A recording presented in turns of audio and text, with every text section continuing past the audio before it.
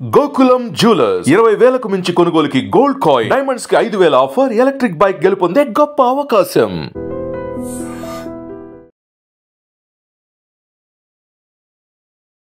Welcome to crime diaries. ఈ వారం మన గెస్ట్ పోలీస్ డిపార్ట్మెంట్లో 27 నెలలు ఇంకా ఉంటుండగానే విఆర్ఎస్ తీసుకున్న ఐపీఎస్ ఆఫీసర్. పేరు డాక్టర్ సిఆర్ నాయుడు గారు, రిజైన్డ్ ఐజీ.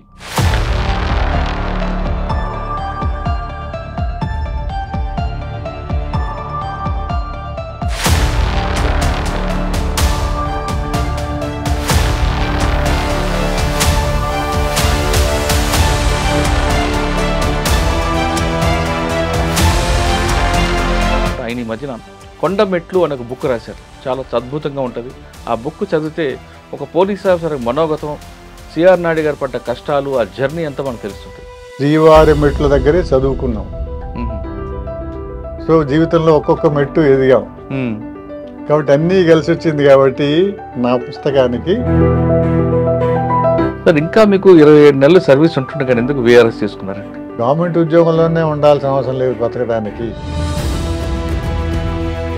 సార్, మీరు సర్వీస్లో ఉన్నంతకాలం ఉదయం నుంచి సాయంత్రం వరకు జాబ్ చేశారు. మీకు ఇప్పుడు మరి రిటైర్ విఆర్ఎస్ తీసుకున్న తర్వాత ఆ టైం ఎలా కిల్ చేస్తున్నారండి? టైం కిల్ కాదు, టైం సారణ.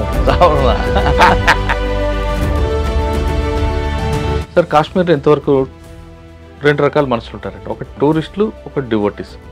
మీరు చూసిన వాళ్ళందరూ కూడా డివోటీస్ మీద అటాక్ చేయడం చూశారు, అమర్నాథ్ యాత్ర మీద కానీ సార్ టూరిస్టుల మీద అటాక్ చేయడం మనం ఎలాగ భావించారండి? అక్కడ అన్ఎంప్లాయిడ్ యూత్కు చాలా మంది 5 సెంటర్లో ట్రైనింగ్ ప్రోగ్రామ్స్ పెట్టాము. సార్, నిజామాబాద్లో ట్రైనింగ్ అవుతున్నప్పుడు మీకు ఎవరు ఎస్పీ అండి? అప్పుడు పివి నాయుడు గారు ఎస్పీ. ఆయన చాలా డిసిప్లిన్ నేర్పించేవాడు. సార్, తిరుపతి అనగానే చంద్రబాబు నాయుడు గారు, మోహన్ బాబు వీళ్ళందరితో పరిచయాలు ఉండేవాడు. 1973లో ఎంఏ పాస్ అయ్యాను. ఆయన 1974లో. సార్, గుంటూరు రూరల్లో 11 నెలల్లో మీకు బాగా గుర్తుండిపోయిన సంఘటన ఉంది? టైగర్ నాగేశ్వర అనే అతను బ్యాంక్ డకాడీలు చేయాలని ప్రయత్నం మొదలుపెట్టాడు. ఎలా జరిగింది సార్ అనుకుంటారు? అతనికి కొద్దిగా అమ్మాయిలంటే కొద్దిగా ఎక్కడైతే అనగవారం వర్గం అందరినీ చైతన్య తేవడంగా రామారావు కదిలాడు కాబట్టి ఆ పిలుపు మేరకు వచ్చారనుకున్నారు. అసలు ఇంత క్రౌడ్ వస్తుంది మీరు ఎప్పుడైనా ఎక్స్పెక్ట్ చేశారు? అక్కడ ఒక రోజంతా రిక్షాలు కూర్చొని, నేను ఒక సమయం రిక్షాలు కూర్చొని తిరిగాం ఊరంతా. సార్, మీ టైంలోనే కొంతమంది సరెండర్ కూడా అయ్యారు నక్సలైట్. ఒకటిద్దరు చెప్పండి. కానీ ఇప్పుడు శాంతి చర్చల పేరు మీద వాళ్ళు ముందుకు వస్తున్నారండి. ఈ టైంలో మన ఆపరేషన్ కగార్ అనేది చేయడం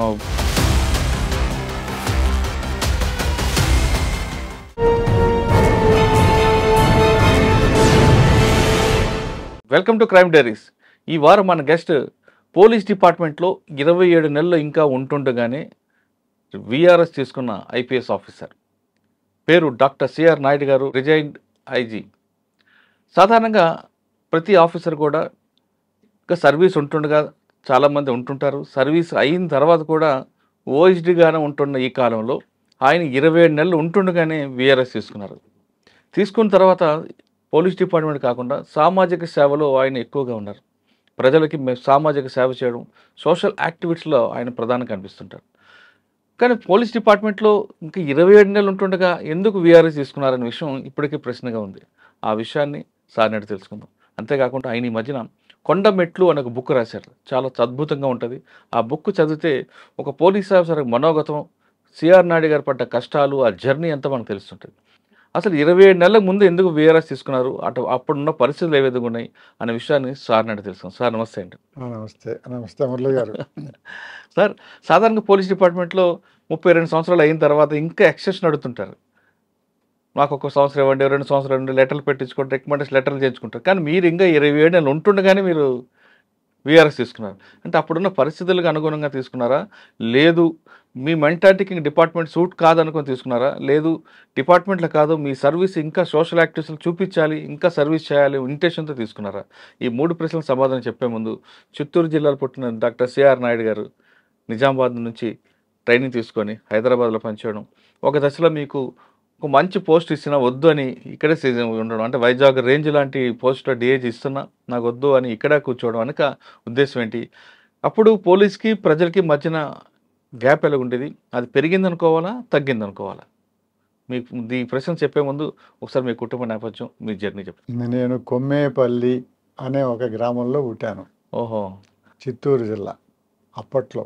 ఇప్పుడు తిరుపతి జిల్లా. అవునా? ఎక్కడ సార్, ఏ మండలం అది? ఇప్పుడు పాకాల మండలం. దగ్గర తిరుపతికి ఇది. తిరుపతికి దగ్గర. ఉమ్, అంటే 45 కిలోమీటర్లు ఉంటుంది తిరుపతికి. అవును. మా ఊర్లో స్కూల్ లేదు. రైల్వే స్టేషన్ ఒకటే ఉంటుంది. చిన్న చిన్న పాకాల్లో కాదు, నేను మా ఊళ్ళో మీ ఊళ్ళో. కొమ్మేపల్లిలో స్కూల్ లేదు. ఉమ్, పక్క ఊరికి వెళ్ళాలి, ఉమ్, ఒక వంక దాటి వెళ్ళాలి. అచ్చా. అక్కడ సింగిల్ టీచర్ ఉండేవాడు. ఆ, ఆ సింగిల్ టీచర్ కూడా పాపం ఆయనకి అప్పటిప్పుడు కొద్దిగా ఆరోగ్యం బాగా లేకుండా, ఆయనకి ఏదో కొన్ని సమస్యలు ఉండేవి చిన్న. ఉమ్, సో నేను క్లాస్లో బాగానే చదువుకుంటున్నానని, నేను ఏ పాఠమైనా కానీ తొందరగా నాకు అవగాహన అయ్యేది, బాగా కంఠస్థం వచ్చేది కూడా. అందుకని టీచర్ లేనప్పుడు ఆ టీచర్ ఏం చేసేవాడు అంటే నన్ను, ఉమ్. మిగతా పిల్లలు కూడా నువ్వు కూర్చోబెట్టి చదువు చెప్పు, రాయించు, చేతి రాత రాయించడం. అచ్చా, లీడర్షిప్ కూడా ఇచ్చారు మీకు. అందుకని నాకు ఉమ్. చిన్న అయ్యవారు అని పేరు పెట్టారు మిగతా పిల్లలు. ఏమండి? చిన్న అయ్యవారు. పెద్దయ్యారు ఒరిజినల్ అయితే, చిన్న ఒరిజినల్ అయితే ఆయన అని పాఠాలు చెప్పి నేను చెన్నయ్యవారు అక్కడ మాడలేకలో నాకు చెన్నయ్యవారు అని పేరు పడింది అక్కడ. ఓకే. అక్కడ నేను చదువుకున్నది మొట్టమొదట. ఆ తర్వాత మా ఊరికి దగ్గరలో ఒక 2.5 కిలోమీటర్ల దూరంలో దామల చెరువు అని ఒక ఊరుంది. అప్పుడే స్కూల్ పెట్టి 2 సంవత్సరాలు అయింది, 2-3 సంవత్సరాలు అయింది. సరే, హై స్కూల్కి అక్కడికి వెళ్ళాను. హై స్కూల్లో కూడా నేను స్కూల్లో క్లాస్ లీడర్గాను, లేకపోతే 10వ తరగతికి వచ్చేటప్పుడు నేను స్కూల్ పీపుల్ లీడర్గా నన్ను పెట్టారు. నన్ను ఎందుకు పెట్టారంటే అప్పటికి ఎస్ఎస్ఎల్సి నాకంటే 1 ఇయర్ ముందు ఉండేవాళ్ళు. ఎస్ఎస్ఎల్సి అనేవాళ్ళు ఆ రోజుల్లో. ఎస్ఎస్ఎల్సి అంటే 11th క్లాస్ అని. ఇప్పుడు 10th క్లాస్లో అయిపోతుంది, అప్పుడు 11th క్లాస్ వరకు ఉండేది. కానీ అప్పుడు మా హెడ్ మాస్టర్ ఏమిటంటే 11th క్లాస్లో ఉండేవాడు అంటే ఎస్ఎస్ఎల్సిలో ఉండే పిల్లవాడిని ఎస్పీఎల్గా పెడితే అతను చదువు మీద కాన్సన్ట్రేట్ చేయలేడని 10th క్లాస్లో ఉండే నన్ను పెట్టాడు స్కూల్ పీపుల్ లీడర్గా. అయిపోయింది. స్కూల్ పీపుల్ లీడర్కి చాలా చాలా పనులు ఉంటాయి, అంత రెస్పాన్సిబిలిటీస్ స్కూల్లో. వచ్చిన వాళ్ళంతా అక్కడ బావిలో నీళ్లు వాడడం, క్లాసుల్లో నీళ్లు పెట్టించడం, లేకపోతే మధ్యలో ఈ భోజనం టైంలో పేపర్ చదివి ప్రధాన వార్తలను ఒక బోర్డులో రాయాలి. ఇవన్నీ చేసేది కార్యక్రమం నాకు ఉండేది. తర్వాత నేను 11th క్లాస్ ఎస్ఎస్ఎల్సికి వచ్చిన తర్వాత కూడా 10th క్లాస్లో ఎవరో సరైన వాళ్ళు అయితే నువ్వే ఉండాలి, మళ్ళీ నన్నే స్కూల్ పీపుల్ లీడర్గా పెట్టాడు. నేను 2 సంవత్సరాలు స్కూల్ పీపుల్ లీడర్గా ఉన్నా. అలా జరిగింది. అయినా కూడా నాకు చదువు బాగానే వచ్చింది. అప్పట్లో నేను ఎస్ఎస్ఎల్సిలో కంబైన్డ్ ఆంధ్రప్రదేశ్లో నా ర్యాంకు 27th ర్యాంక్. తర్వాత నాకు నేషనల్ మెరిట్ స్కాలర్షిప్ కూడా వచ్చింది. ఓకే, ఇలా స్కూల్ అయిపోయిన తర్వాత కాలేజ్కి. నేను స్కూల్లో ఉన్నప్పుడు మాకు చెంగల్ రాయుడు అనే ఒక టీచర్ ఉండేవాడు. నాకు అన్ని క్లాసులు, డిబేటింగ్ కాంపిటీషన్ కానీ, ఎలక్యూషన్ కాంపిటీషన్ కానీ, రెసిటేషన్ కాంపిటీషన్ కానీ అన్నిట్లో నాకు ఫస్ట్ ప్రైజ్, సెకండ్ ప్రైజ్ వచ్చేది. అప్పటికప్పుడు రాసినా కూడా నాకు వచ్చేది. ఓకే. అప్పుడు ఈ చెంగల్ రాయుడు అనే టీచర్ నాకేమన్నా అంటే, బాబు నువ్వు ఐఏఎస్ కానీ ఐపీఎస్ కానీ కావాలి, నీకు ఆ సామర్థ్యం ఉంది. డాక్టర్లు, ఇంజనీర్లు చాలా వాళ్ళల్లో ఉంటారు, కానీ ఐఏఎస్ ఐపీఎస్ వాళ్ళు తక్కువ ఉంటారు అని అతను నాకు ఒక టార్గెట్ పెట్టాడు. అప్పటి నుంచి నాకు ఆ టార్గెట్ ఫిక్స్ అయిపోయింది. అంటే మీలో షార్ప్ చూసి ఆయన అంటే ఒక పక్కన స్కూల్ పీపుల్ లీడర్గా ఉన్నాను, లేకపోతే ఎలక్యూషన్ ఏది రాసినా కానీ అన్నిట్లో బాగానే వస్తుంది. కాబట్టి నాకు ఈ కాంపిటేటివ్ ఎగ్జామినేషన్ రాసి పాస్ అయ్యే కెపాసిటీ ఉందని ఆ ఉద్దేశంతో ఆయన నాకు చెప్పాడు. అప్పటి నుంచి మొదలైంది నేను ప్రిపరేషన్, ఏది యూపీఎస్సి రాయాలని. ఓకే, నేను యూపీఎస్సి రాయాలని, యూపీఎస్సి కోసం ఏ డిగ్రీలు అయితే చదివితే బాగుంటుందో, ఏ సబ్జెక్టులు అయితే చదివితే బాగుంటుందో అని హిస్టరీ, ఎకనామిక్స్, పొలిటికల్ సైన్స్ తీసుకున్న ఆ రోజుల్లోనే నేను స్కూల్ ఫస్ట్ వచ్చి స్టేట్లో 27th ర్యాంక్ వచ్చినప్పటికి కూడా అందువల్ల యూనివర్సిటీ కాలేజీలోనే చేరాను. యూనివర్సిటీ కాలేజీలో మంచి లైబ్రరీ ఉంటుందని, లైబ్రరీలో మంచి పుస్తకాలు ఉంటాయి, మంచి టీచర్స్ ఉంటాయని ఎస్సీ యూనివర్సిటీ కాలేజీలో నేను చేరాను. చేరి నేను బిఏ ఫైనల్ ఇయర్ ఉండగానే యూపీఎస్సీ ఎగ్జామ్కి అప్లై చేసి పరీక్ష రాస్తే నాకు ఇంటర్వ్యూ వచ్చింది. నేను ఫస్ట్ ఇయర్ ఎంఏ చదివేటప్పుడు నాకు యూనివర్సిటీలో ఇంటర్వ్యూ వచ్చింది. అది ఫస్ట్ ఫిట్స్ కాండి అప్పట్లో. సో అలా అలా అలా జరిగింది నా ఎడ్యుకేషన్ అంతా. సరే యూనివర్సిటీలో అలా ఉంది, కానీ నేను ఇంటర్వ్యూలో సెలెక్ట్ కాలేదు, రిటర్న్ టెస్ట్లో సెలెక్ట్ అయ్యాను. మళ్ళీ రాశాను, మళ్ళీ రిటర్న్ టెస్ట్ రాశాను, మళ్ళీ ఇంటర్వ్యూలో సెలెక్ట్ కాల. ఏంటి ఎందుకు ఇలా జరుగుతూ ఉంది, నాకేదో అదృష్టం సరిగా లేదని అలా ఉండిపోయాను. ఉండిపోయిన తర్వాత పిహెచ్డీ చేసి యూనివర్సిటీలో లెక్చర్ అవుదామనే ఉద్దేశంతో పిహెచ్డీకి చేరి అక్కడే చదువుకుంటున్నాను. ఇంత లోపల ఈ గ్రూప్ 1 ఎగ్జామినేషన్స్ అడ్వర్టైజ్మెంట్ వచ్చింది చాలా సంవత్సరాల తర్వాత. అంతవరకు చాలా సంవత్సరాలు గ్రూప్ 1లో రిక్రూట్మెంట్ లేదు. సరే అప్లై చేశాను, కానీ నాకు రాయాలని అనిపించలేదు. 2 సార్లు అక్కడ వచ్చింది, పోయింది, ఇంకెందుకులే యూనివర్సిటీలో ఓడిపోదామని అనుకున్నాను. కానీ నాతో కూడా చదువుకున్న వాళ్ళంతా ఏమన్నారంటే, నువ్వు ఆల్రెడీ ఇన్ని చదివావు, ఇన్నిసార్లు పాస్ అయ్యావు కదా, నువ్వు ఎక్కువ చదవాల్సిన అవసరం లేదు, ప్రిపరేషన్ లేకుండా నువ్వు వెళ్ళి రాయి, వస్తే వస్తుంది లేకపోతే లేదని అలా రాశా. ఇంట్రెస్ట్ లేకుండానే రాశా. ఆయన ఇంటర్వ్యూ వచ్చింది. ఆయన ఇంటర్వ్యూలో కూడా మరి ఈ స్టేట్ సర్వీస్ కమిషన్ ఎలా ఉంటుంది ఏంటి తెలియదు, వస్తుందో రాదో నాకు నమ్మకం లేదు. ఆయన వచ్చింది, ఇలా వచ్చింది నాకు ఉద్యోగం. అప్పుడు నేను 1977 జనవరిలో జాయిన్ అయ్యాను, నేషనల్ పోలీస్ అకాడమీలో ట్రైనింగ్కి జాయిన్ అయ్యాము. అంటే గ్రూప్ 1 అక్కడ ట్రైనింగ్ ఉంటుంది అప్పట్లో? అది అప్పుడు ఉండేది. మాకు ఒక బ్యాచ్కి అక్కడ జరిగింది. ఎందుకంటే 1976 ఎండింగ్లో ఒక ఐపీఎస్ బ్యాచ్కి ట్రైనింగ్ మొదలైంది.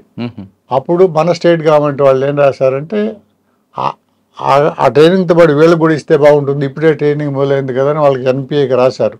మా డిఎస్పీలు కూడా మీకు ట్రైనింగ్ ఇవ్వండి అంటే సరే వాళ్ళు ఒప్పుకున్నారు. కాబట్టి మేము 17 మంది డిఎస్పీలు అక్కడ జాయిన్ అయ్యాము. అంటే ఐపీఎస్లతో ట్రైనింగ్ అయ్యారు? ట్రైనింగ్ అయిన తర్వాత ఫస్ట్ పోస్టింగ్ తర్వాత ప్రాక్టికల్ ట్రైనింగ్ నిజామాబాద్లో అయింది. నిజామాబాద్లో అయిన తర్వాత ఫస్ట్ పోస్టింగ్ నాకు గుంటూరు రూరల్ సబ్ డివిజన్.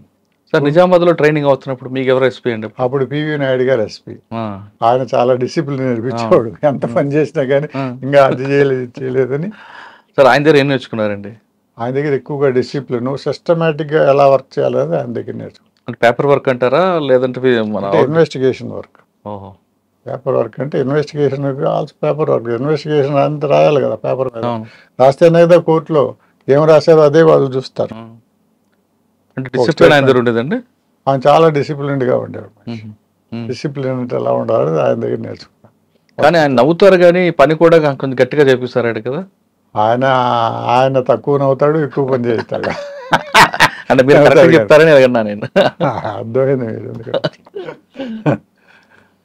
నేను మన బుక్ రిలీజ్ అప్పుడు కూడా అదే చెప్పాను, నేను పివి నాయుడు గారి దగ్గర డిసిప్లిన్ ఏంటి నేర్చుకున్నాను అని. సెంట్రల్ మినిస్టర్ కూడా చేశారు కదండి ఆయన వేరు, ఈయన పివి నాయుడు, ఈయన వేరు, ఆయన వేరు. పివి రంగనాయుడు గారు ఆయన వేరు, పివి రంగనాయుడు కాదు, పివి నాయుడు. ఓకే, ఆయన నెల్లూరు జిల్లా. ఆయన కూడా ఇంజనీరింగ్ చదివాడు మాతో పాటు, మాకంటే 2 years సీనియర్. రంగనాయుడు గారు తిరుపతిలో చదువుకున్నాడు. తిరుపతిలో చదువుకున్నాడు. తర్వాత మేము అక్కడ తిరుపతిలో చదువుకున్నాము. మా ఊరు తిరుపతికి వెస్టర్న్ డైరెక్షన్లో ఉంటుంది. మేము చిన్నప్పుడు కూడా తిరుమలకి వెళ్ళాలంటే కొండ మెట్లు ఎక్కి వెళ్ళేవాళ్ళం. మా ఆవిడ నేటివ్ ప్లేస్ కూడా చంద్రగిరికి పక్కనే ఉంటుంది, శ్రీవారి మంగాపురం పక్కనే ఉంటుంది. శ్రీవారి మెట్లు నుంచి ఎక్కేవాళ్ళం, చాలా సార్లు ఎక్కేవాళ్ళం. అదే మనకు గుర్తు. రెండోది శ్రీవారి మెట్ల దగ్గరే చదువుకున్నాం. సో జీవితంలో ఒక్కొక్క మెట్టు ఎదిగాం. కాబట్టి అన్నీ కలిసి వచ్చింది. కాబట్టి నా పుస్తకానికి ఒక విలువ ఉంది, కొండ మెట్లు అని పేరు పెట్టి.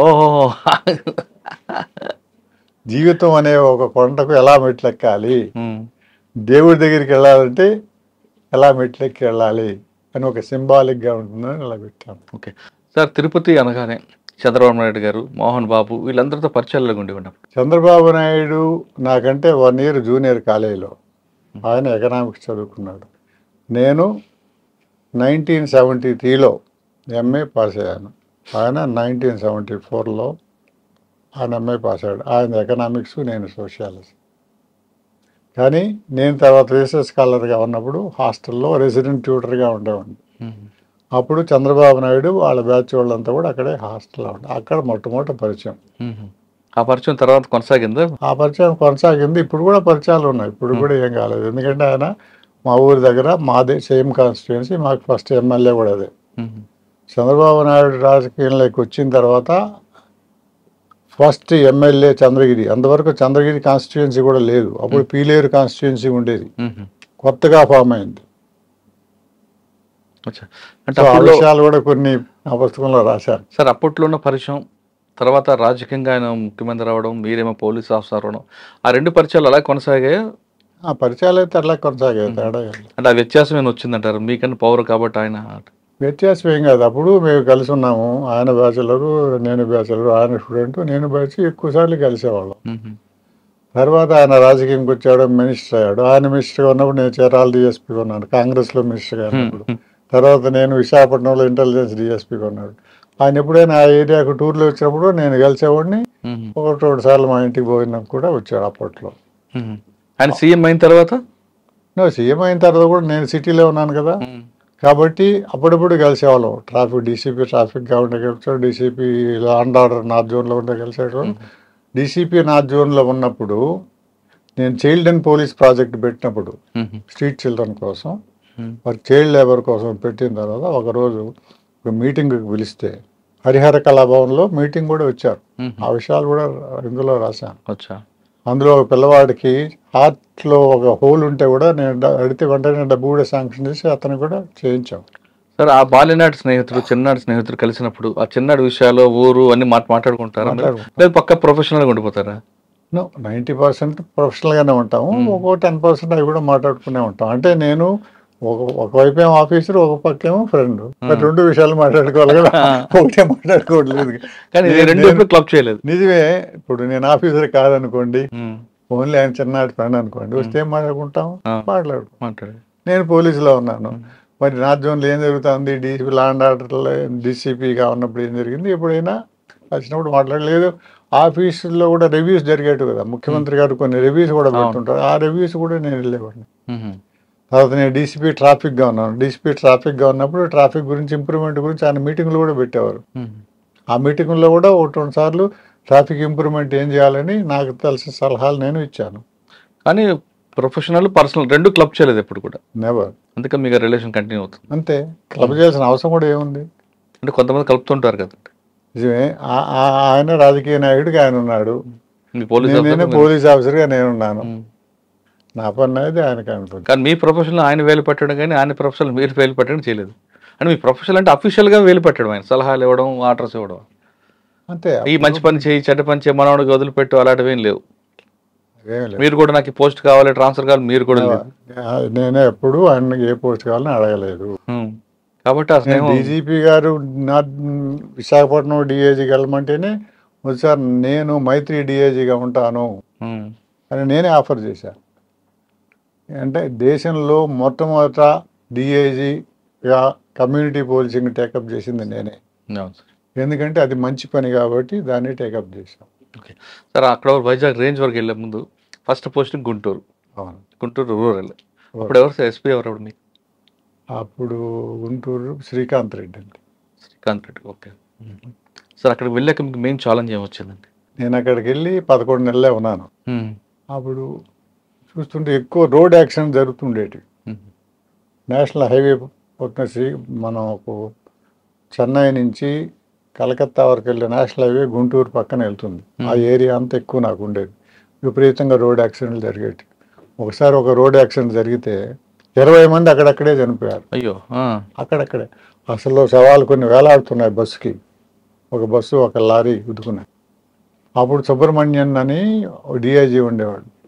ఆయన నన్ను పిలిచన్నాడు, నువ్వు రీసెర్చ్ స్కాలర్ కదా, దీని మీద రీసెర్చ్ చేసి రోడ్ యాక్సిడెంట్ ఎందుకు జరుగుతున్నాయి, ఎలా జరుగుతున్నాయి, దీనికి మనం ప్రివెంటివ్ యాక్షన్ అని తీసుకోవచ్చు అని చెప్తే ఒక 3 నెలలు కష్టపడి అన్ని స్టడీ చేసి ఆయనకి ఇచ్చా.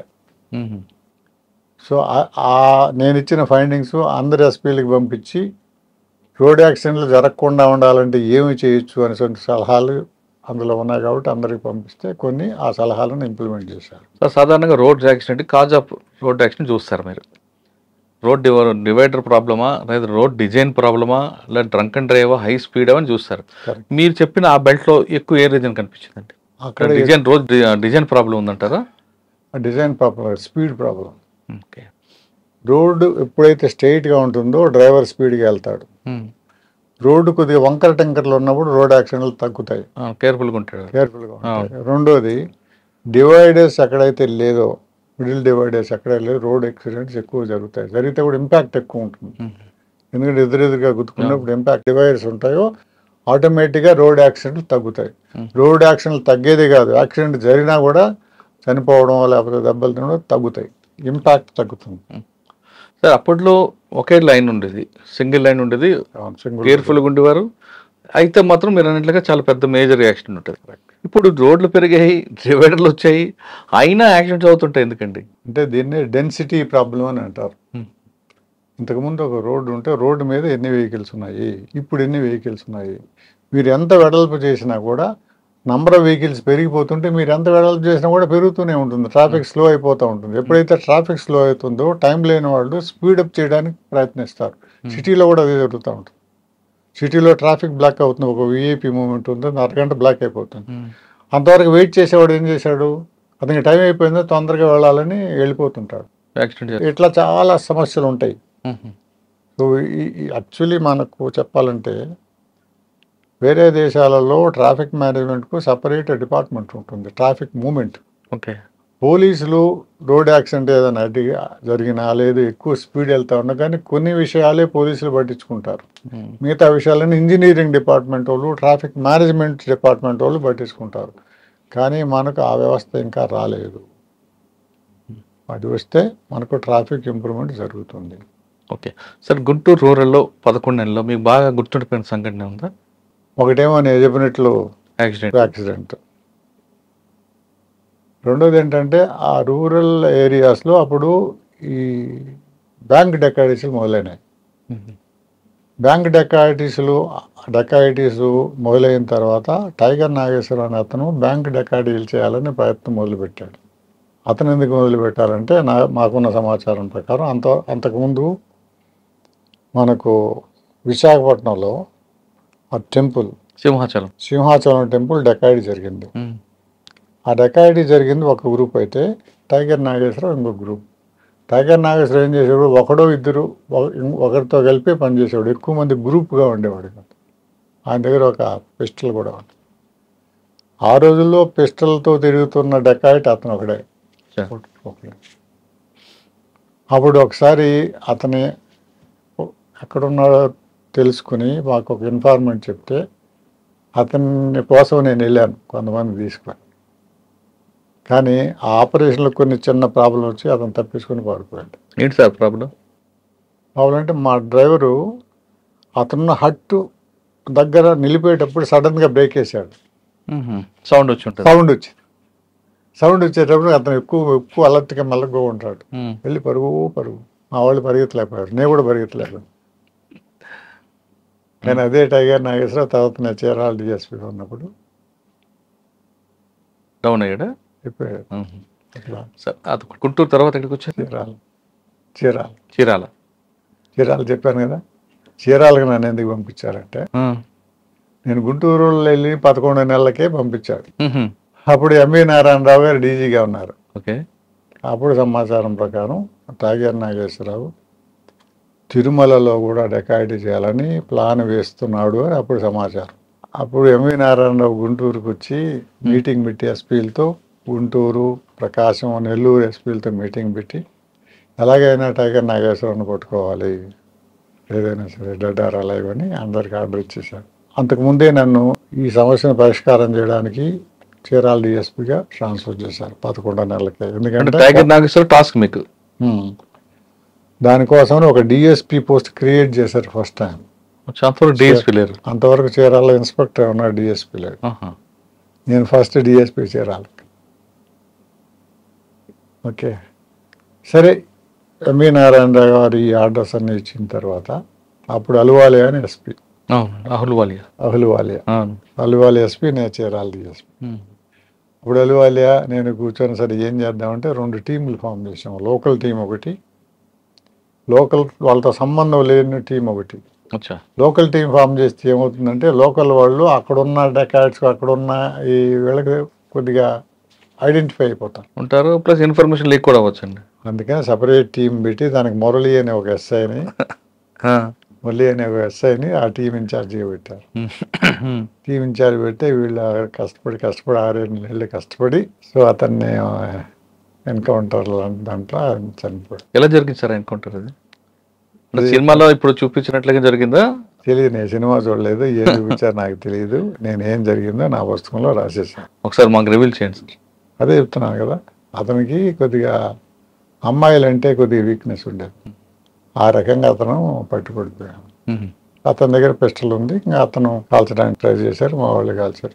ఓకే, దాని మీద చర్చ రాలేదండి అక్కడ చర్చ వ్యక్తిని చంపారు అని అప్పుడు సంఘాలు ఏమి రాలేదా?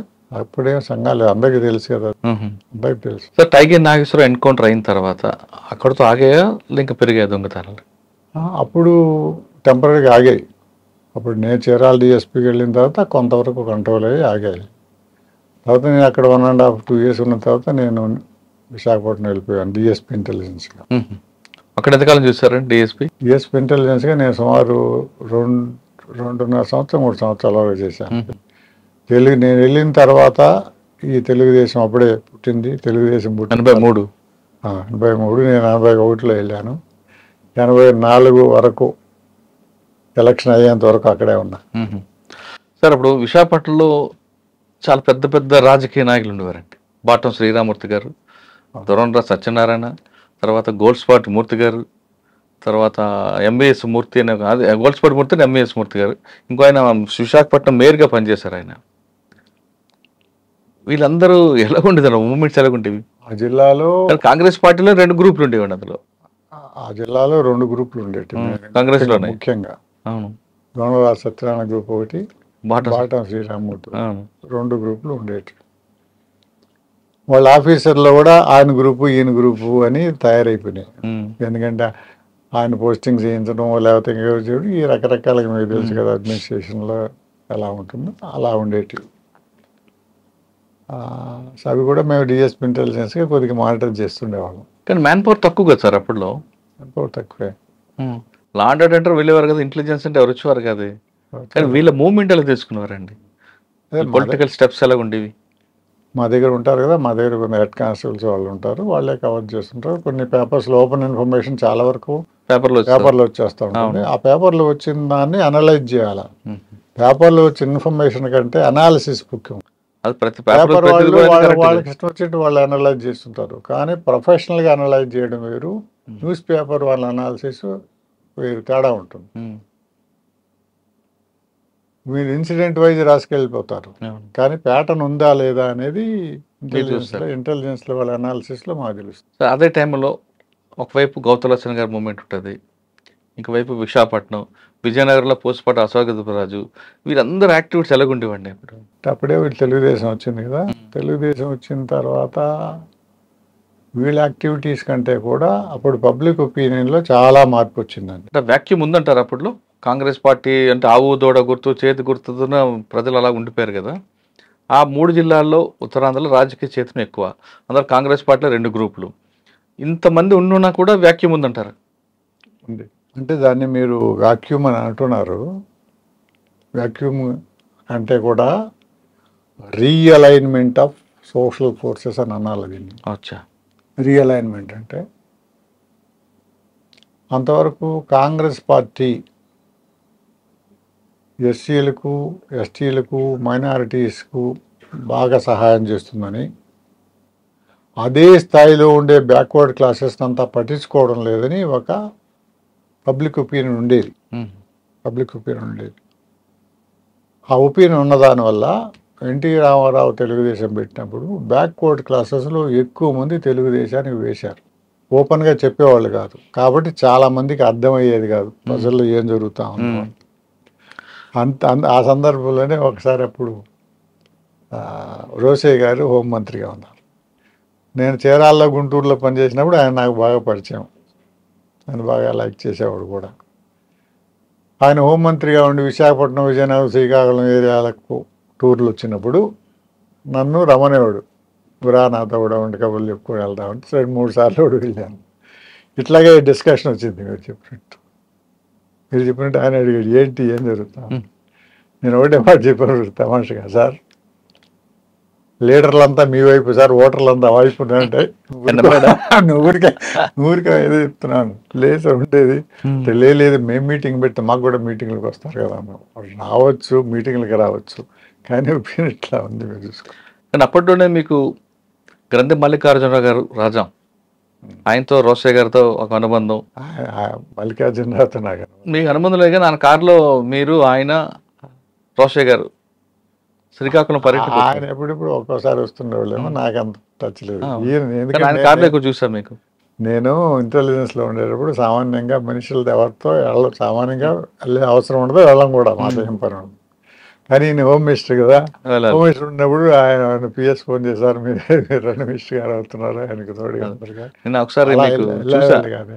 శ్రీకాకుళం. తర్వాత ఎప్పుడు హోమ్ మినిస్టర్లతో నేను ఎప్పుడు ట్రావెల్ చేసింది లేదండి. కానీ ఒకసారి మీరు రాజా మల్లికార్జున గారి కార్లో మీరు, రోషయ్య గారు ఉండొచ్చు, శ్రీకాకుళం వచ్చారు సార్.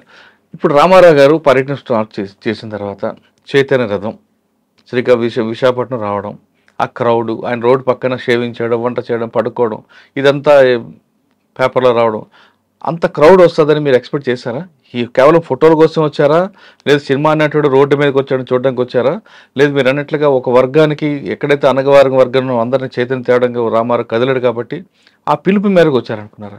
అసలు ఇంత క్రౌడ్ వస్తుంది మీరు ఎప్పుడైనా ఎక్స్పెక్ట్ చేశారా అక్కడ? అంటే దాంట్లో మనం ఎక్స్పెక్ట్ చేయాల్సిన వచ్చారు కదా, వచ్చారు. కానీ ఇంత క్రౌడ్, ఎంత రాత్రులు 1 గంట 2, 3 వరకు, అదే కదా మనం చూసేది. మన ఎక్స్పెక్టేషన్ కంటే రియాలిటీ ఏమిటి అలా వచ్చారు.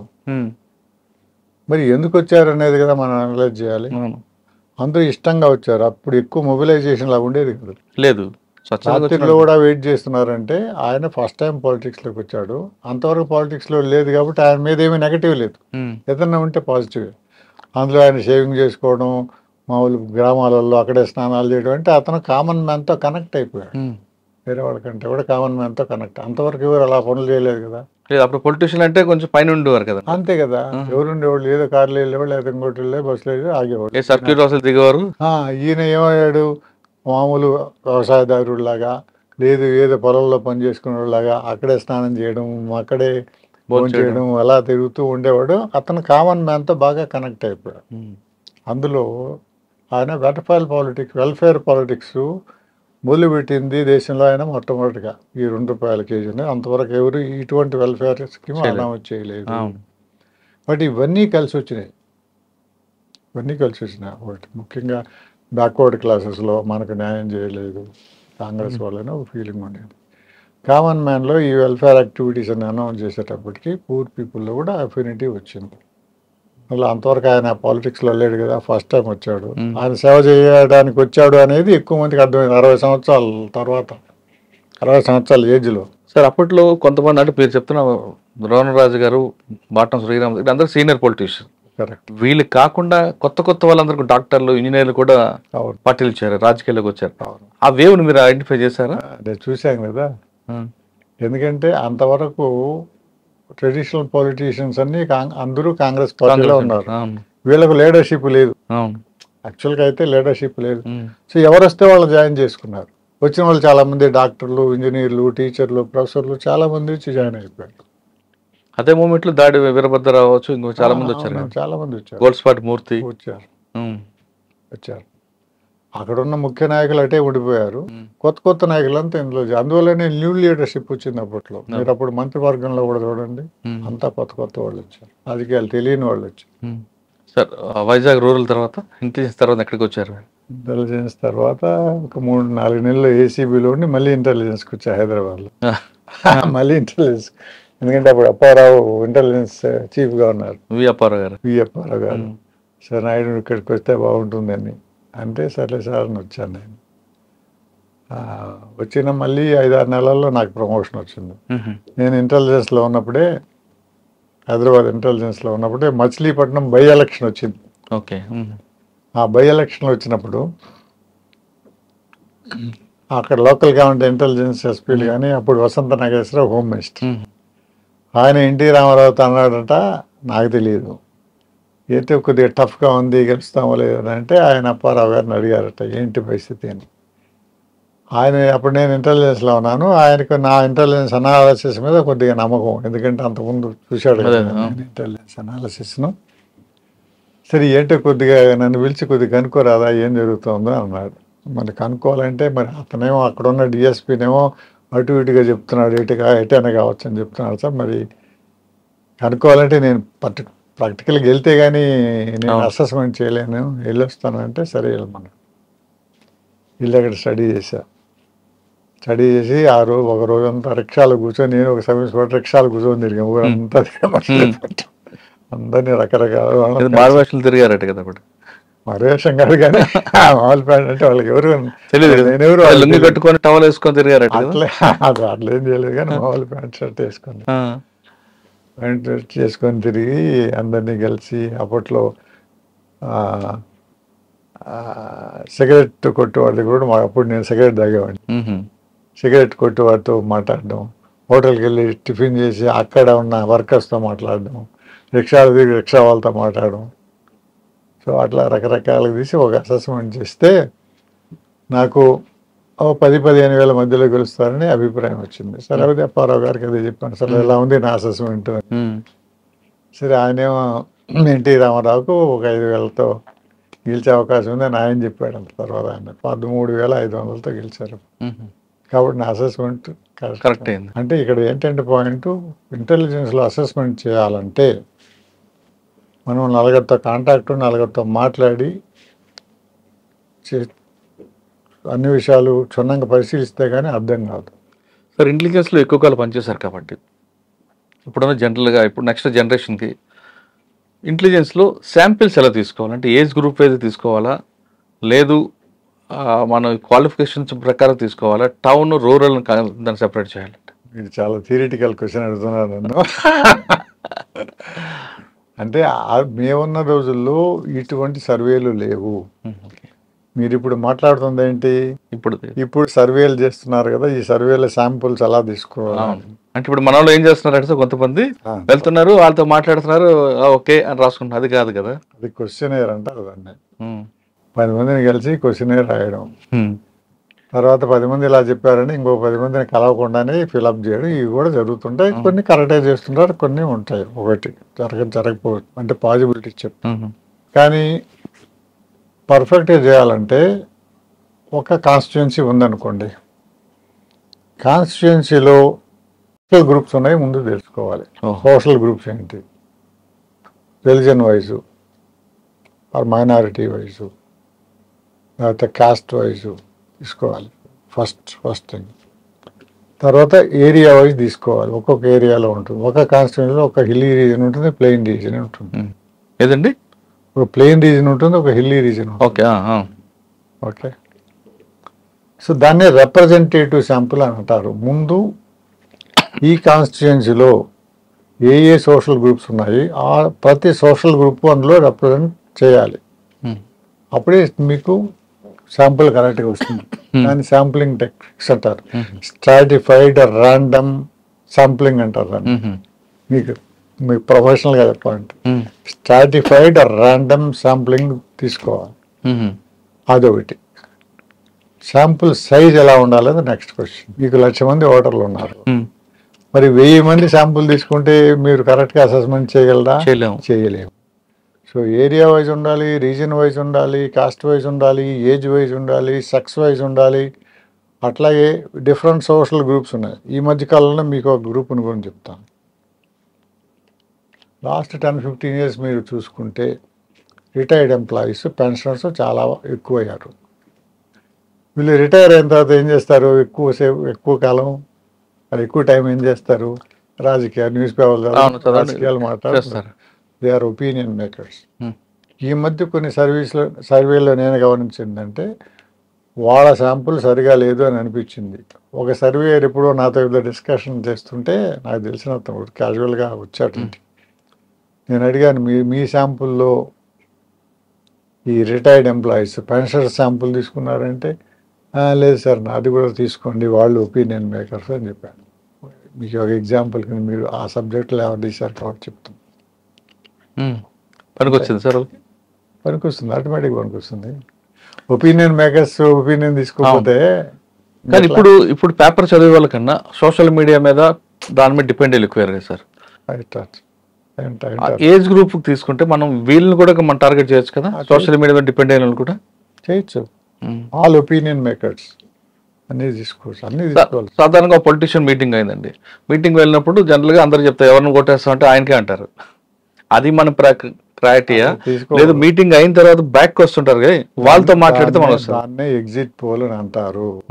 ఎగ్జిట్ పోల్ అని అంటారు.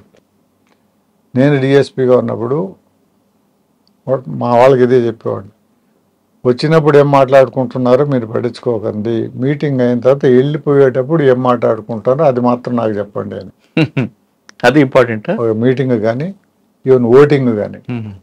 అందుకే ఎగ్జిట్ పోల్స్ అని ఎందుకంటారు అంటే, వచ్చేటప్పుడు ఎవరికి వేసేది చెప్పడు, వేసేసిన తర్వాత వెళ్ళిపోయేటప్పుడు చెప్పుకుంటూ కొద్దిగా చెప్పుకుంటా పోతుంటారు, కొద్దిగా ఓపెన్ అప్. అందులోనే మనకు కూడా క్రెడిబిలిటీ ఉంటుంది. నేను ఇవన్నీ ప్రాక్టికల్ చేశాను కూడా. నేను విశాఖపట్నం డిఎస్పీ ఉన్నప్పుడు ఇదే సమస్య వచ్చింది. మా పక్కింటి ఆయన ఒక డిఎస్పీ ఉన్నాడు. ఆయన అన్నాడు, నువ్వేదో తెలుగుదేశానికి ఫేవరబుల్గా ట్రెండ్ ఉందని చెప్తున్నావు కదా, నాకేమో కనబడడం లేదు చూడు, అన్ని రిక్షాలలో కాంగ్రెస్ జెండాలు ఉన్నాయి, తెలుగుదేశం జెండా ఒక్కటి కూడా లేదన్నాడు. సరే అలాగే ఉంది కదా, నువ్వు పని చేద్దాంలే, నువ్వు భోజనం చేసిన తర్వాత 2 గంటలకు మన దగ్గరలో ఒక పోలింగ్ బూత్ ఉంది, అక్కడికి వెళ్దామని చెప్తా. సరే వెళ్దాం అన్నారు. వెళ్ళాం. నువ్వు ఇక్కడ నిల్చో అని చెప్పా. మేము ఇద్దరు నిల్చున్నాం. అందరూ వస్తున్నారు కాంగ్రెస్ జెండాలతో, రిక్షాలు. అయిపోయింది. మళ్ళీ వెళ్ళిపోయేటప్పుడు ఏం మాట్లాడుకున్నామంటే, ఎక్కువ మంది టీడీపీకి అలా అలా అలా మాట్లాడుతున్నారు. చూసావు కదా, నేను ఎందుకు చెప్పానంటే కరెక్టే నువ్వు చెప్పాను, గెలిచారు అక్కడ. అంటే ఎందుకు సార్ రిక్షాలకి కాంగ్రెస్ జెండా పెట్టడం అంటే మనసులో ఉంది, వాడు గుద్దాడు అంతే. వాళ్ళు జెండాలు ఇచ్చారు, వీళ్ళు పెట్టుకున్నారు, వాడు మనసులో ఎవరు చేశాడు అంతే. అంతే. కాంగ్రెస్ ఇప్పుడు తెలుగుదేశం వాళ్ళు జెండాలు ఇస్తే వాళ్ళు పెట్టుకుంటారు, వీడియో కూడా చేస్తూ అవుతుండాలి కదా. దీంట్లో చాలా పని ప్లేస్ ఇంపార్టెంట్ రోల్ కదా. మొబిలైజ్ చేయాలి, రిక్షాలు మాట్లాడుకోవాలి, ఆ రిక్షాలు ఆ ఏరియాకి పంపించాలి, రిక్షా వాళ్ళకి వీళ్ళే పొలిటీషియన్స్ డబ్బు ఇవ్వాలి కదా. అంటే వాలంటరీగా వచ్చి వేసిన వాళ్ళల్లో చాలామంది వేశారు. అప్పట్లో జరిగింది. ఎంత గతం అనుకోండి. అంటే అప్పుడు మీరు చెప్తున్న ట్రెడిషనల్ ఇంటెలిజెన్స్ కాబట్టి పక్కా ఉండేదాన్ని. ఇప్పుడంతా కూడా టెక్నాలజీ మారింది. ఇప్పుడున్న ఇంటెలిజెన్స్ మారచ్చు కానీ ఒపీనియన్లు అయితే మారవు కదా. ఒపీనియన్ కూడా పబ్లిక్ కూడా అంత ఫెయిర్ ఒపీనియన్ ఇవ్వట్లేదు. మీరు టెక్నాలజీ యూజ్ చేసిన దాంట్లో చాలా మిస్టేక్స్ కూడా వస్తాయి. టెక్నాలజీ యూజ్ చేసి ఏం చేస్తారు, క్వశ్చన్ ఇస్తాడు, ఫోన్ చేస్తాడు, వాడు సమాధానం చెప్తాడు, రాంగ్ సమాధానం చెప్తాడు. ఏం చేస్తారు మీరు? ఏం చేయలేము. మరి దాన్ని మనం వాడు కరెక్టే చెప్పాడా లేదా అని మీకు తెలియదు కదా. అప్పుడు interview method will work. Interview method work చేయాలంటే మీరు ఫేస్ టు ఫేస్ మాట్లాడాలి, బాడీ లాంగ్వేజ్ గుర్తుపెట్టాలి. మీరు టెక్నాలజీ యూజ్ చేస్తే మీకు బాడీ లాంగ్వేజ్ తెలియదు కదా. తెలియదు. మీరు 4 క్వశ్చన్లు దాని తర్వాత మీరు తిరిగి అడగలేరు కదా. అయ్యో సార్, కొంతమంది ఇప్పుడు చేస్తున్న ఇంటెలిజెన్స్ ఆఫీసర్ గవర్నమెంట్కి ఫేవర్గానే రిపోర్ట్ ఇవ్వడానికి ప్రయత్నం చేస్తారు తప్ప యాంటీ ఉందని మీలాగా చెప్పేవాళ్ళు తక్కువ మంది ఉంటారు. ఎందువల్లండి దానివల్ల గవర్నమెంట్కి మనం చీట్ చేసినట్లే కదా అని అభిప్రాయం ఉంది. కానీ మీరు అన్నట్లు కొంత అభిప్రాయం ఉంది, కానీ అది కరెక్ట్ కాదు అని నా ఉద్దేశం. అంటే ఆఫీసర్లు పొలిటీషియన్స్ ఎక్కడ తిడతారని, సార్ మనమే గెలుస్తున్నాం సార్ అంటారు. ఉండొచ్చు కానీ ఫెయిర్ గా చెప్పరు కదండి, వాళ్ళు తెలుసు ఓడిపోతారని. కానీ ఉండొచ్చు కానీ చాలా తక్కువ మంది ఉంటారు, అట్లా చాలా తక్కువ మంది ఉంటారు. మీకు ఇటువంటి సమస్య ఎప్పుడైనా ఎదురైందా మీ సర్వీస్లో? అంటే వసంత్ నాగేశ్వరరావు గారు తక్కువలో గెలుస్తారని చెప్పారు కానీ హోమ్ మినిస్టర్గా ఉన్నప్పుడు, ఇలా గవర్నమెంట్కి ఇబ్బందిగా ఉంది ఇక్కడ అని చెప్పే ఫెయిర్గా జరిగింది సంఘటన. ఇంటెలిజెన్స్ వాళ్ళకి జనరల్గా వాళ్ళకి క్లియర్గానే ఉంటుందండి ఐడియా.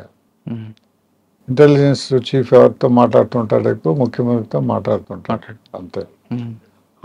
ఇక్కడ ఉన్న దానికంటే ఆయన ఉద్దేశంలో ఈ అసెస్మెంట్ అటు ఇటుగా చెప్తే చెప్పచ్చేమో కానీ ట్రూత్ తెలియక కాదు. కానీ కొంతమంది ఫేవర్గానే చెప్పడానికి ప్రయత్నం చేస్తుంటారండి. ఉండొచ్చు కొంతమంది, వాళ్ళకైనా సెల్ఫ్ ఇంట్రెస్ట్ ఉంటే ఉండొచ్చు. వాళ్ళకి తెలిసి ఓడిపోతాడని మరి ఎందుకు చెప్పరంటారు చెప్పండి మీరు? ఏదో వాళ్ళకి ఇంట్రెస్ట్ ఉంటుంది, తిడతాడనో. అప్పుడు ఏం చేస్తాం, సెల్ఫ్ ఇంట్రెస్ట్ ఉన్నప్పుడు నువ్వు ప్రొఫెషనల్గా పనిచేయనప్పుడు నన్ను కూడా అన్నారండి. నేను విశాఖపట్నంలో ఇట్లా టీడీపీ ఫేవరబుల్ ఉందంటే, ఇది తెలియదు వీడు పిల్లవాడు, మొన్న వచ్చాడు, ఫస్ట్ నేను డైరెక్ట్ రిక్రూట్ డిఎస్పీ కదా, ఇతనికి ఏదో తెలుసు రాజకీయం అని అన్నారు నన్ను. అందుకనే నేను ఫీల్డ్ వర్క్ చేయాల్సి వచ్చింది. నా పుస్తకంలో కూడా రాశాను. అవును, వీళ్ళు ఏమన్నారు, నంబర్ 1 ఇతను పిల్లవాడు, నంబర్ 1 ఇతనేంటి చంద్రబాబు నాయుడు ఫ్రెండ్, సరే ఎన్టీ రామారావు, మరి ఇతనికి ఏమన్నా వేరే అంటే ఒక జాండీస్డ్ వ్యూ ఉందేమో, ఈ సామాజిక వర్గాన్ని ఒకటి అని ఉందేమో అని కొంతమంది నా మీద కంప్లైంట్ చేశారు కూడా. అందుకని నేనేం చేశాను, ఇన్కాగ్నిటో మామూలుగా వెళ్ళి ఒక రిపోర్టర్గా రిటర్న్ చేస్తూ పాయకరావుపేటకి వెళ్ళా. పాయకరావుపేటలో ఒక కిల్లీ కొట్టు వాడి దగ్గర సిగరెట్ తీసుకొని కాల్చుకుంటే నేను అడిగాను, ఏంటి బాబు ఇక్కడ గంటల సోమన్ అంట మీకు ఎమ్మెల్యేగా నిలబడుతున్నారు అంటే, మీరు ఎవరు సార్ అన్నారు. నేను హైదరాబాద్ నుంచి వచ్చానులే అని చెప్పి, ఏంటి ఆవిడ మీరు ఎప్పుడైనా చూసారా, ఏ ఊరు అటు ఏం క్వాలిఫికేషన్ ఏం చదువుకుంటే, అదంతా మాకెందుకు సార్, మేము వేసేది ఎన్టీ రామారావు కదా, సోమన గంటల సోమన అయితే ఎవరైతే మాకేమన్నారు రాశారు. అలా గెలిచాడు కూడా అక్కడ, గెలిచాడు గంటల సోమన గెలిచింది కదా. సార్ వైజాగ్ సారీ హైదరాబాద్ తర్వాత ఎక్కడికి వచ్చారండి? హైదరాబాద్ ఇంటెలిజెన్స్ తర్వాత హైదరాబాద్ ఇంటెలిజెన్స్ నాకు ప్రమోషన్ నుంచి గుంటూరుకి వెళ్ళా, అడిషనల్ ఎస్పీ.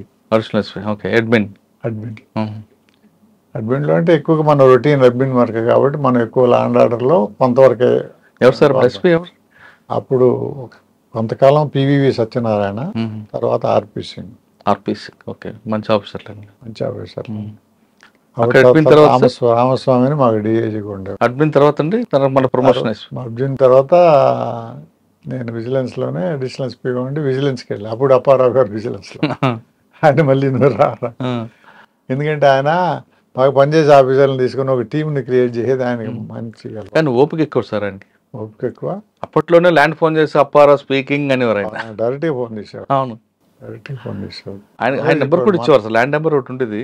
అవును, నైట్ టైం మనం ఏ టైం ఫోన్ చేసినా ఆయనే ఫస్ట్ లిఫ్ట్ చేసుకుని మాట్లాడారు. అప్పారావు స్పీకింగ్. ఆఫీస్లో కూడా అంతే. అవును, ఆయన కొద్దిగా సిస్టమేటిక్గా వర్క్ చేస్తాడు. మంచి ఆఫీసర్లను తీసుకుని అందరినీ డెలిగేట్ చేసి వాళ్ళ వర్క్లో ఇంకేమీ అసలు ఇంటర్ఫియర్ కూడా కాదు. సార్ విజిలెన్స్ తర్వాత అండి? విజిలెన్స్ తర్వాత నేను సిపిఎల్ అంబర్పేట్ పిటిసి. అక్కడ బాగా డిమాండ్ ఉంటుందా మీకు? ఆర్డర్ నేను అక్కడ పోలీస్ ట్రైనింగ్ కాలేజ్కి వెళ్ళాను ప్రిన్సిపల్గా. అప్పుడు చాలా ట్రైనింగ్ క్లాసెస్ కండక్ట్ చేసాము హెడ్ కానిస్టేబుల్స్కి. ఎందుకంటే మన సిస్టంలో హెడ్ కానిస్టేబుల్స్కి వాళ్ళకి ఏఎస్ఐ ప్రమోషన్ రావాలంటే ట్రైనింగ్ కంపల్సరీగా అటెండ్ కావాలి. అప్పుడు చాలా సంవత్సరాలు ట్రైనింగ్ నడవలేదు. సో నేను అవన్నీ పెడితే చాలామందికి ప్రమోషన్లు వచ్చినాయి. సో వాళ్ళు అన్నారు, సార్ మీరు ట్రైనింగ్ పెట్టారు మాకు ప్రమోషన్లు వస్తున్నాయి సార్. సరే మంచిదే. ఆర్డర్లు ఇచ్చేవారా చాలా మందికి? సిపిఎల్లో ఉన్నప్పుడు ఆర్డర్లే, మరి ఆర్డర్ దాని పేరే ఆర్డర్లు పెట్టారు ఆఫీసులకి. నేను ఎక్కువ బిర్యానీ చేసిన వాళ్ళు కావాలా లేదా వెజ్ చేసే వాళ్ళు కావాలండి? అంటే ఎక్కువ మంది బిర్యానీలు చేసేవాళ్ళు వెజ్ కూడా చేస్తారు కదా, కానీ డిమాండ్ ఎక్కువ దానికే కదా చేసేవాళ్ళు. అంటే ఆఫీసులు ఎక్కువ అడిగారా సార్? మంచి వంట మనిషి కావాలి మాకని మేడమ్స్ ఎక్కువ అడిగేవారు. మేడమ్స్ మరి వాళ్ళు చేయరా? చేస్తారు, బట్ సపోర్ట్ ఉండాలి. అంటే కొంతమందికి వచ్చి కొంతమందికి రాకుండా. సార్ తర్వాత అండి ఎక్కడికి వచ్చారు? అక్కడ నుండి నేను ఐజీ బెటాలియన్ ఎస్పీ ఇంటెలిజెన్స్ అండి. మళ్ళీ ఇంటెలిజెన్స్. అక్కడ ఎంతకాలం చేశారు? అక్కడ 3 years పైన చేశాను. అప్పుడు ఆంజనేయ రెడ్డి గారు అప్పుడు చీఫ్ ఇంటెలిజెన్స్ బాస్, ఆయన కింగ్ అది. Intelligence boss. సార్ ఆయన కూడా ఇంటెలిజెన్స్లో ఆయన మార్కౌట్ ఉందండి. ఫీల్డ్లోకి వెళ్ళాలి, ఫీల్డ్లో రిపోర్ట్ మాత్రమే తీసుకుంటాడు. ఫోన్లో చెప్పింది పేపర్ మీద చెప్పింది నమ్మరు ఆయన. ప్లస్ ఆయన ఎక్కడ పనిచేసినా ముందు చూపు ఉంటుందండి. అంతే, ఏదో ఆ టెంపరీ కాదు, లాంగ్ టర్మ్ డెసిషన్గా చూస్తుంటారు ఆయన. అటువంటి సంఘటన మీకు బాగా గుర్తుందా ఆయన చేసిన దీంట్లో? ముఖ్యంగా చేసిన ఒక ఇంపార్టెంట్ పని ఏంటంటే డెవలప్మెంట్ ఇంటెలిజెన్స్ అనే ఒక కొత్త డిపార్ట్మెంట్ క్రియేట్ చేసాం. ఇంటెలిజెన్స్లోనే అదొక వింగ్ కింద క్రియేట్ చేసాం. పొలిటికల్ ఇంటెలిజెన్స్ కాకుండా డెవలప్మెంట్ ఇంటెలిజెన్స్ అనేది ఓకే దేశంలో మొట్టమొదటి. ఏంటి సార్ దాని రోల్ ఏంటి? దాని రోల్ ఏంటంటే ఇప్పుడు డెవలప్మెంట్ అని అందరూ మాట్లాడుతుంటారు కదా, అందరు నాయకులు మాట్లాడతారు, దేశాన్ని డెవలప్ చేయాలి, ఈయన వస్తే డెవలప్ అవుతుంది, ఆయన వస్తే డెవలప్ ఇలా మాట్లాడుతుంటారు కదా. సరే బాగానే ఉంది. డెవలప్మెంటల్ యాక్టివిటీ చాలా టేకప్ చేసినప్పుడు డెవలప్మెంటల్ యాక్టివిటీ గ్రౌండ్ లెవెల్లో సరిగా జరుగుతున్నాయా లేదా, బెనిఫిట్స్ అందాల్సిన వాళ్ళకి అందుతున్నాయా, వేరే వాళ్ళకి అందుతున్నాయా, అందులో ఉన్న సమస్యలు ఏమిటి, దాని గురించి ఇంటెలిజెన్స్ కలెక్ట్ చేసి గవర్నమెంట్కి ఫీడ్ చేస్తేనే డెవలప్మెంట్ వర్క్స్ సరిగా జరుగుతున్నాయా లేదని. ఎందుకంటే కొన్ని వేల లక్షల కోట్ల డెవలప్మెంటల్ యాక్టివిటీస్ మీద ఖర్చు పెడుతుంటారు కదా, అవి అనుకున్నట్టు జరుగుతున్నాయా లేదా అనే ఇంటెలిజెన్స్ కలెక్ట్ చేస్తే ప్రభుత్వానికి యూస్ఫుల్గా ఉంటుందని ఫస్ట్ టైం డెవలప్మెంట్ ఇంటెలిజెన్స్ అని డెవలప్ చేశాము హైదరాబాద్లో. అది ఇప్పటికీ ఉంది. అది ఇప్పటికీ ఉంది. నేనే ఫస్ట్ ఎస్పీ అంటే ఎస్పీ డెవలప్మెంట్ అని నా డెసిగ్నేషన్ అప్పట్లో. అంటే ప్రభుత్వ పథకాలు కరెక్ట్గా వెళ్తున్నాయి లేవా అన్నది.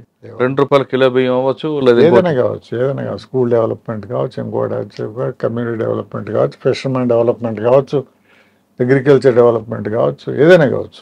అంతే కదా, డెవలప్మెంట్ యాక్టివిటీ మాట్లాడినప్పుడు ప్రభుత్వం నాయకులు మాట్లాడినప్పుడు డెవలప్మెంట్ యాక్టివిటీ జరుగుతుందా లేదా అని ఎవరు చూస్తారు? మీకు ఇన్ఫర్మేషన్ డిపార్ట్మెంట్ ఉంది. ఇన్ఫర్మేషన్ డిపార్ట్మెంట్ వాళ్ళు ఏం చేస్తారంటే ఇన్ఫర్మేషన్ ఇస్తారు ప్రజలకి. ప్రజల నుంచి కలెక్ట్ చేసేది ఎవరు ఇన్ఫర్మేషన్? ఇంటెలిజెన్స్. మరి వేరే డిపార్ట్మెంట్ లేదు. వాళ్ళైనా కలెక్ట్ చేస్తారు, లేకపోతే మీడియా అన్నా కలెక్ట్ చేస్తారు. అందులో కరెక్ట్ ఉందంటే గవర్నమెంట్ కూడా మాట్లాడడానికి అవకాశం ఉంటుంది. అందుకని స్పెషల్గా ఒక రిపోర్ట్ పంపించావు. దానికి పేరు కూడా మిర్రర్ అని పేరు పెట్టాం. ఏదండి? మిర్రర్. మిర్రర్ అంటే అర్థం. సో ఎలా ఉన్నావు చూసుకో ఈ మిర్రర్లో. నీ అర్థం అబద్ధం చెప్పదు. ఈ అర్థం అబద్ధం చెప్పదు కాబట్టి ఇది మిర్రర్ అని ఒక రిపోర్ట్ పంపించాం. అది ఫస్ట్ టైము మేమిద్దరు అనుకునేప్పుడు మన ఆంజనేయ రెడ్డి గారిని అనుకుని దాన్ని కాన్సెప్ట్ డెవలప్మెంట్ దానికి సంబంధించిన పుస్తకాలు చదవడం, ఆఫీసర్లను వెళ్ళడం చేసి కాన్సెప్ట్ డెవలప్ చేసి డెవలప్మెంట్ ఇంటెలిజెన్స్ ఒక వింగ్ని డెవలప్ చేసాం ఇంటెలిజెన్స్లో. దానికి గవర్నమెంట్ కూడా మంచి పేరు వస్తుంది. అంటే ప్లస్ మైనస్ రెండు తెలుస్తాయి కదా. అవును, రెండు తెలుస్తాయి. ఇంటెలిజెన్స్ తర్వాత ఎక్కడికి వచ్చారండి? ఇంటెలిజెన్స్కి వచ్చిందా నార్త్ జోన్ డీసీపీ. సార్ మీకు మధ్యలో ఒక జిల్లా ఇస్తామంటే ఎందుకు వెళ్ళలేదట మీరు? రంగారెడ్డి జిల్లా. లేదు, రంగారెడ్డి జిల్లా కాదు. ఇప్పుడు ఏమైందంటే నేను ఇంటెలిజెన్స్లో ఉన్నాను, చాలా కాలం ఉన్నాను. సరే నేను మళ్ళీ లా అండ్ ఆర్డర్కి వెళ్దాం అనుకుంటే అప్పుడు ఆర్పి సింగ్ గారు వాళ్ళు ఉన్నారు ఇంటెలిజెన్స్లో.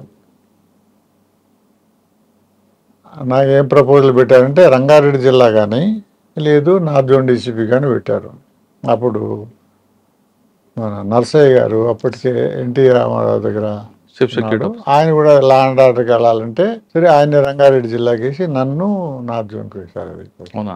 కానీ బయట టాక్ ఏంటంటే జిల్లాకి వెళ్ళమంటే ఆ ప్రజలు నాకు వద్దు, అప్లికేషన్లో కానీ అప్ అండ్ డౌన్స్ నేను చేయలేను, నాకు పీస్ఫుల్గా ఉంటుంది, డీసీపీ నార్త్ జోన్ అడిగారని ఉందండి. అక్కడ up and downs political pressure ఎక్కువ ఉంటుంది, నేను టేకప్ చేయను. లేదు, ఆ ఉద్దేశం కాదు. అంటే రంగారెడ్డి జిల్లా కాదు, ఏదో జిల్లా ఇవ్వాలనుకుంటే ఉద్దేశం కాదు. అప్పుడు నార్త్ జోన్కి వెళ్ళి తర్వాత చూద్దాం అనుకున్నాము. సరే ముందు ఏదో లా అండ్ ఆర్డర్ సిటీలో కూడా బాగానే ఉంటుందంటే వెళ్ళాను. అంతేగాని నాకు జిల్లాకి వెళ్ళకూడదని ఏం కాదు. సరే అలా జరిగింది. కానీ నేను ఎప్పుడు ఏ జిల్లా ఈ పోస్ట్ కావాలని అడిగేవాడిని కాదు. నాకు ఏ పోస్ట్ ఉంటే ఆ పోస్ట్ నేను చేసేవాడిని. సార్ నార్త్ జోన్కి వచ్చారు, చాలా కాలం తర్వాత లా అండ్ ఆర్డర్కి వచ్చారు.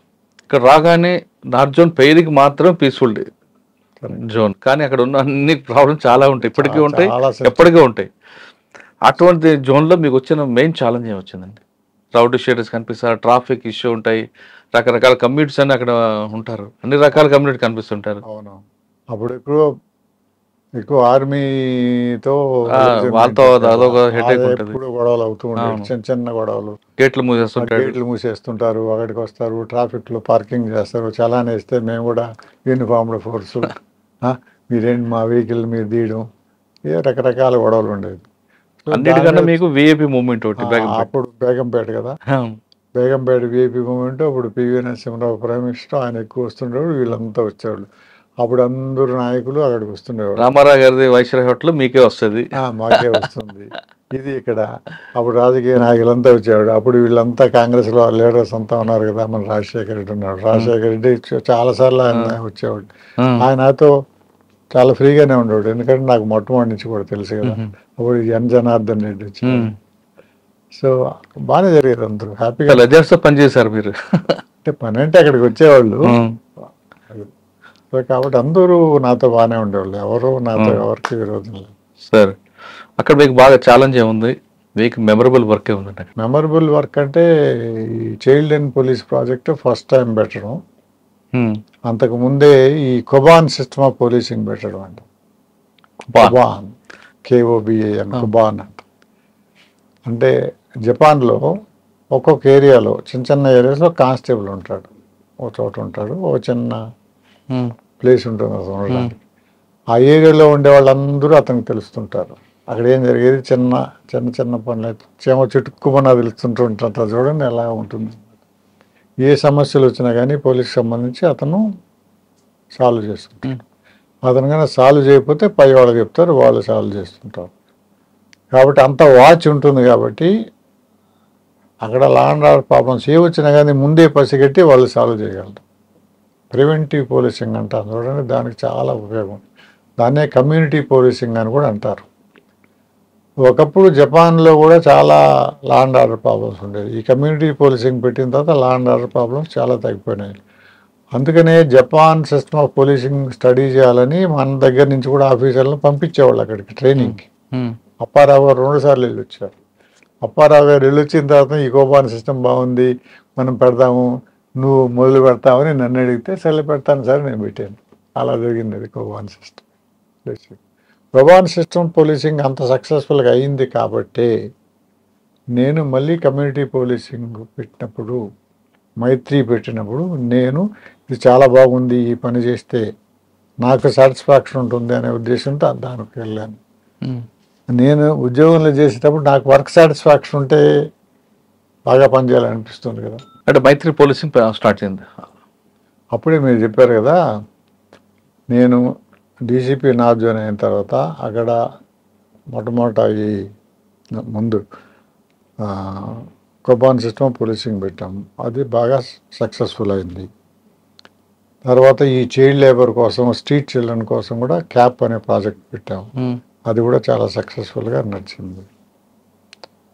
ఈ బాల కార్మిక వ్యవస్థ అన్నాం కదా, సో దాన్ని చూడడానికి చాలామంది వచ్చారు. National human rights commission chairman వచ్చారు, తర్వాత అప్పుడు డయానా హైడన్ వచ్చింది.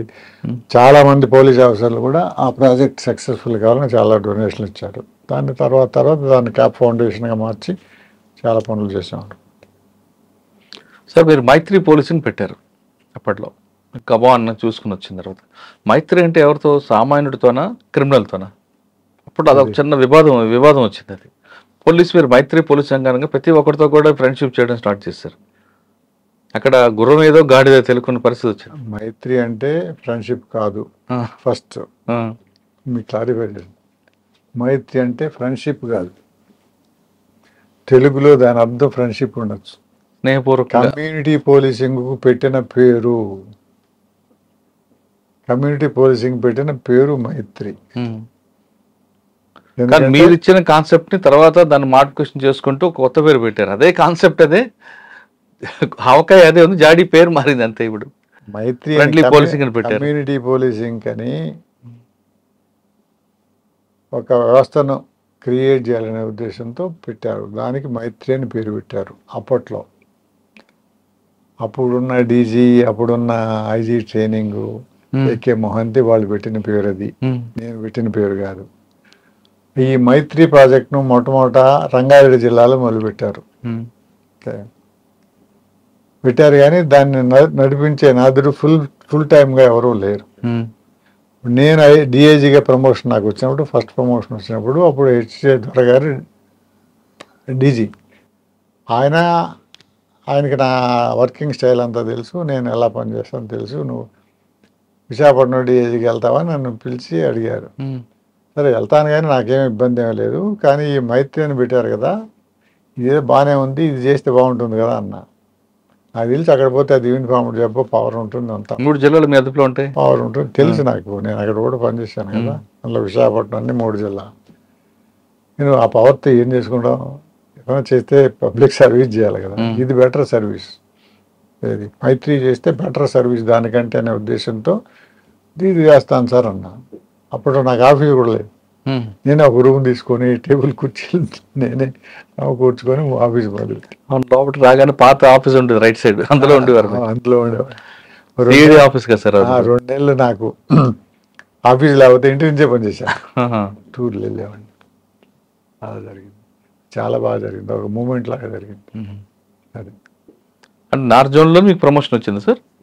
నార్త్ జోన్ తర్వాత డీసీపీ ట్రాఫిక్, ఆహా. డీసీపీ ట్రాఫిక్ తర్వాత ప్రమోషనల్. ఓకే. సో డీసీపీ ట్రాఫిక్లో వచ్చేసరికి ఎక్కువ కాలం ఇక్కడ హైదరాబాద్ పబ్లిక్కి ట్రాఫిక్ సెన్స్ ఉందనుకోవాలా లేదనుకోవాలా? ట్రాఫిక్ సెన్స్ ఉంది, దేర్ ఓన్ సెన్స్. వాళ్ళకి సరిపడా సెన్స్ ఉంది, కానీ సొసైటీ పనికొచ్చేది కాదు. ట్రాఫిక్ సెన్స్ అందరికీ ఉంటుంది, మనం చేసే సిస్టమ్ని బట్టి ఉంటుంది.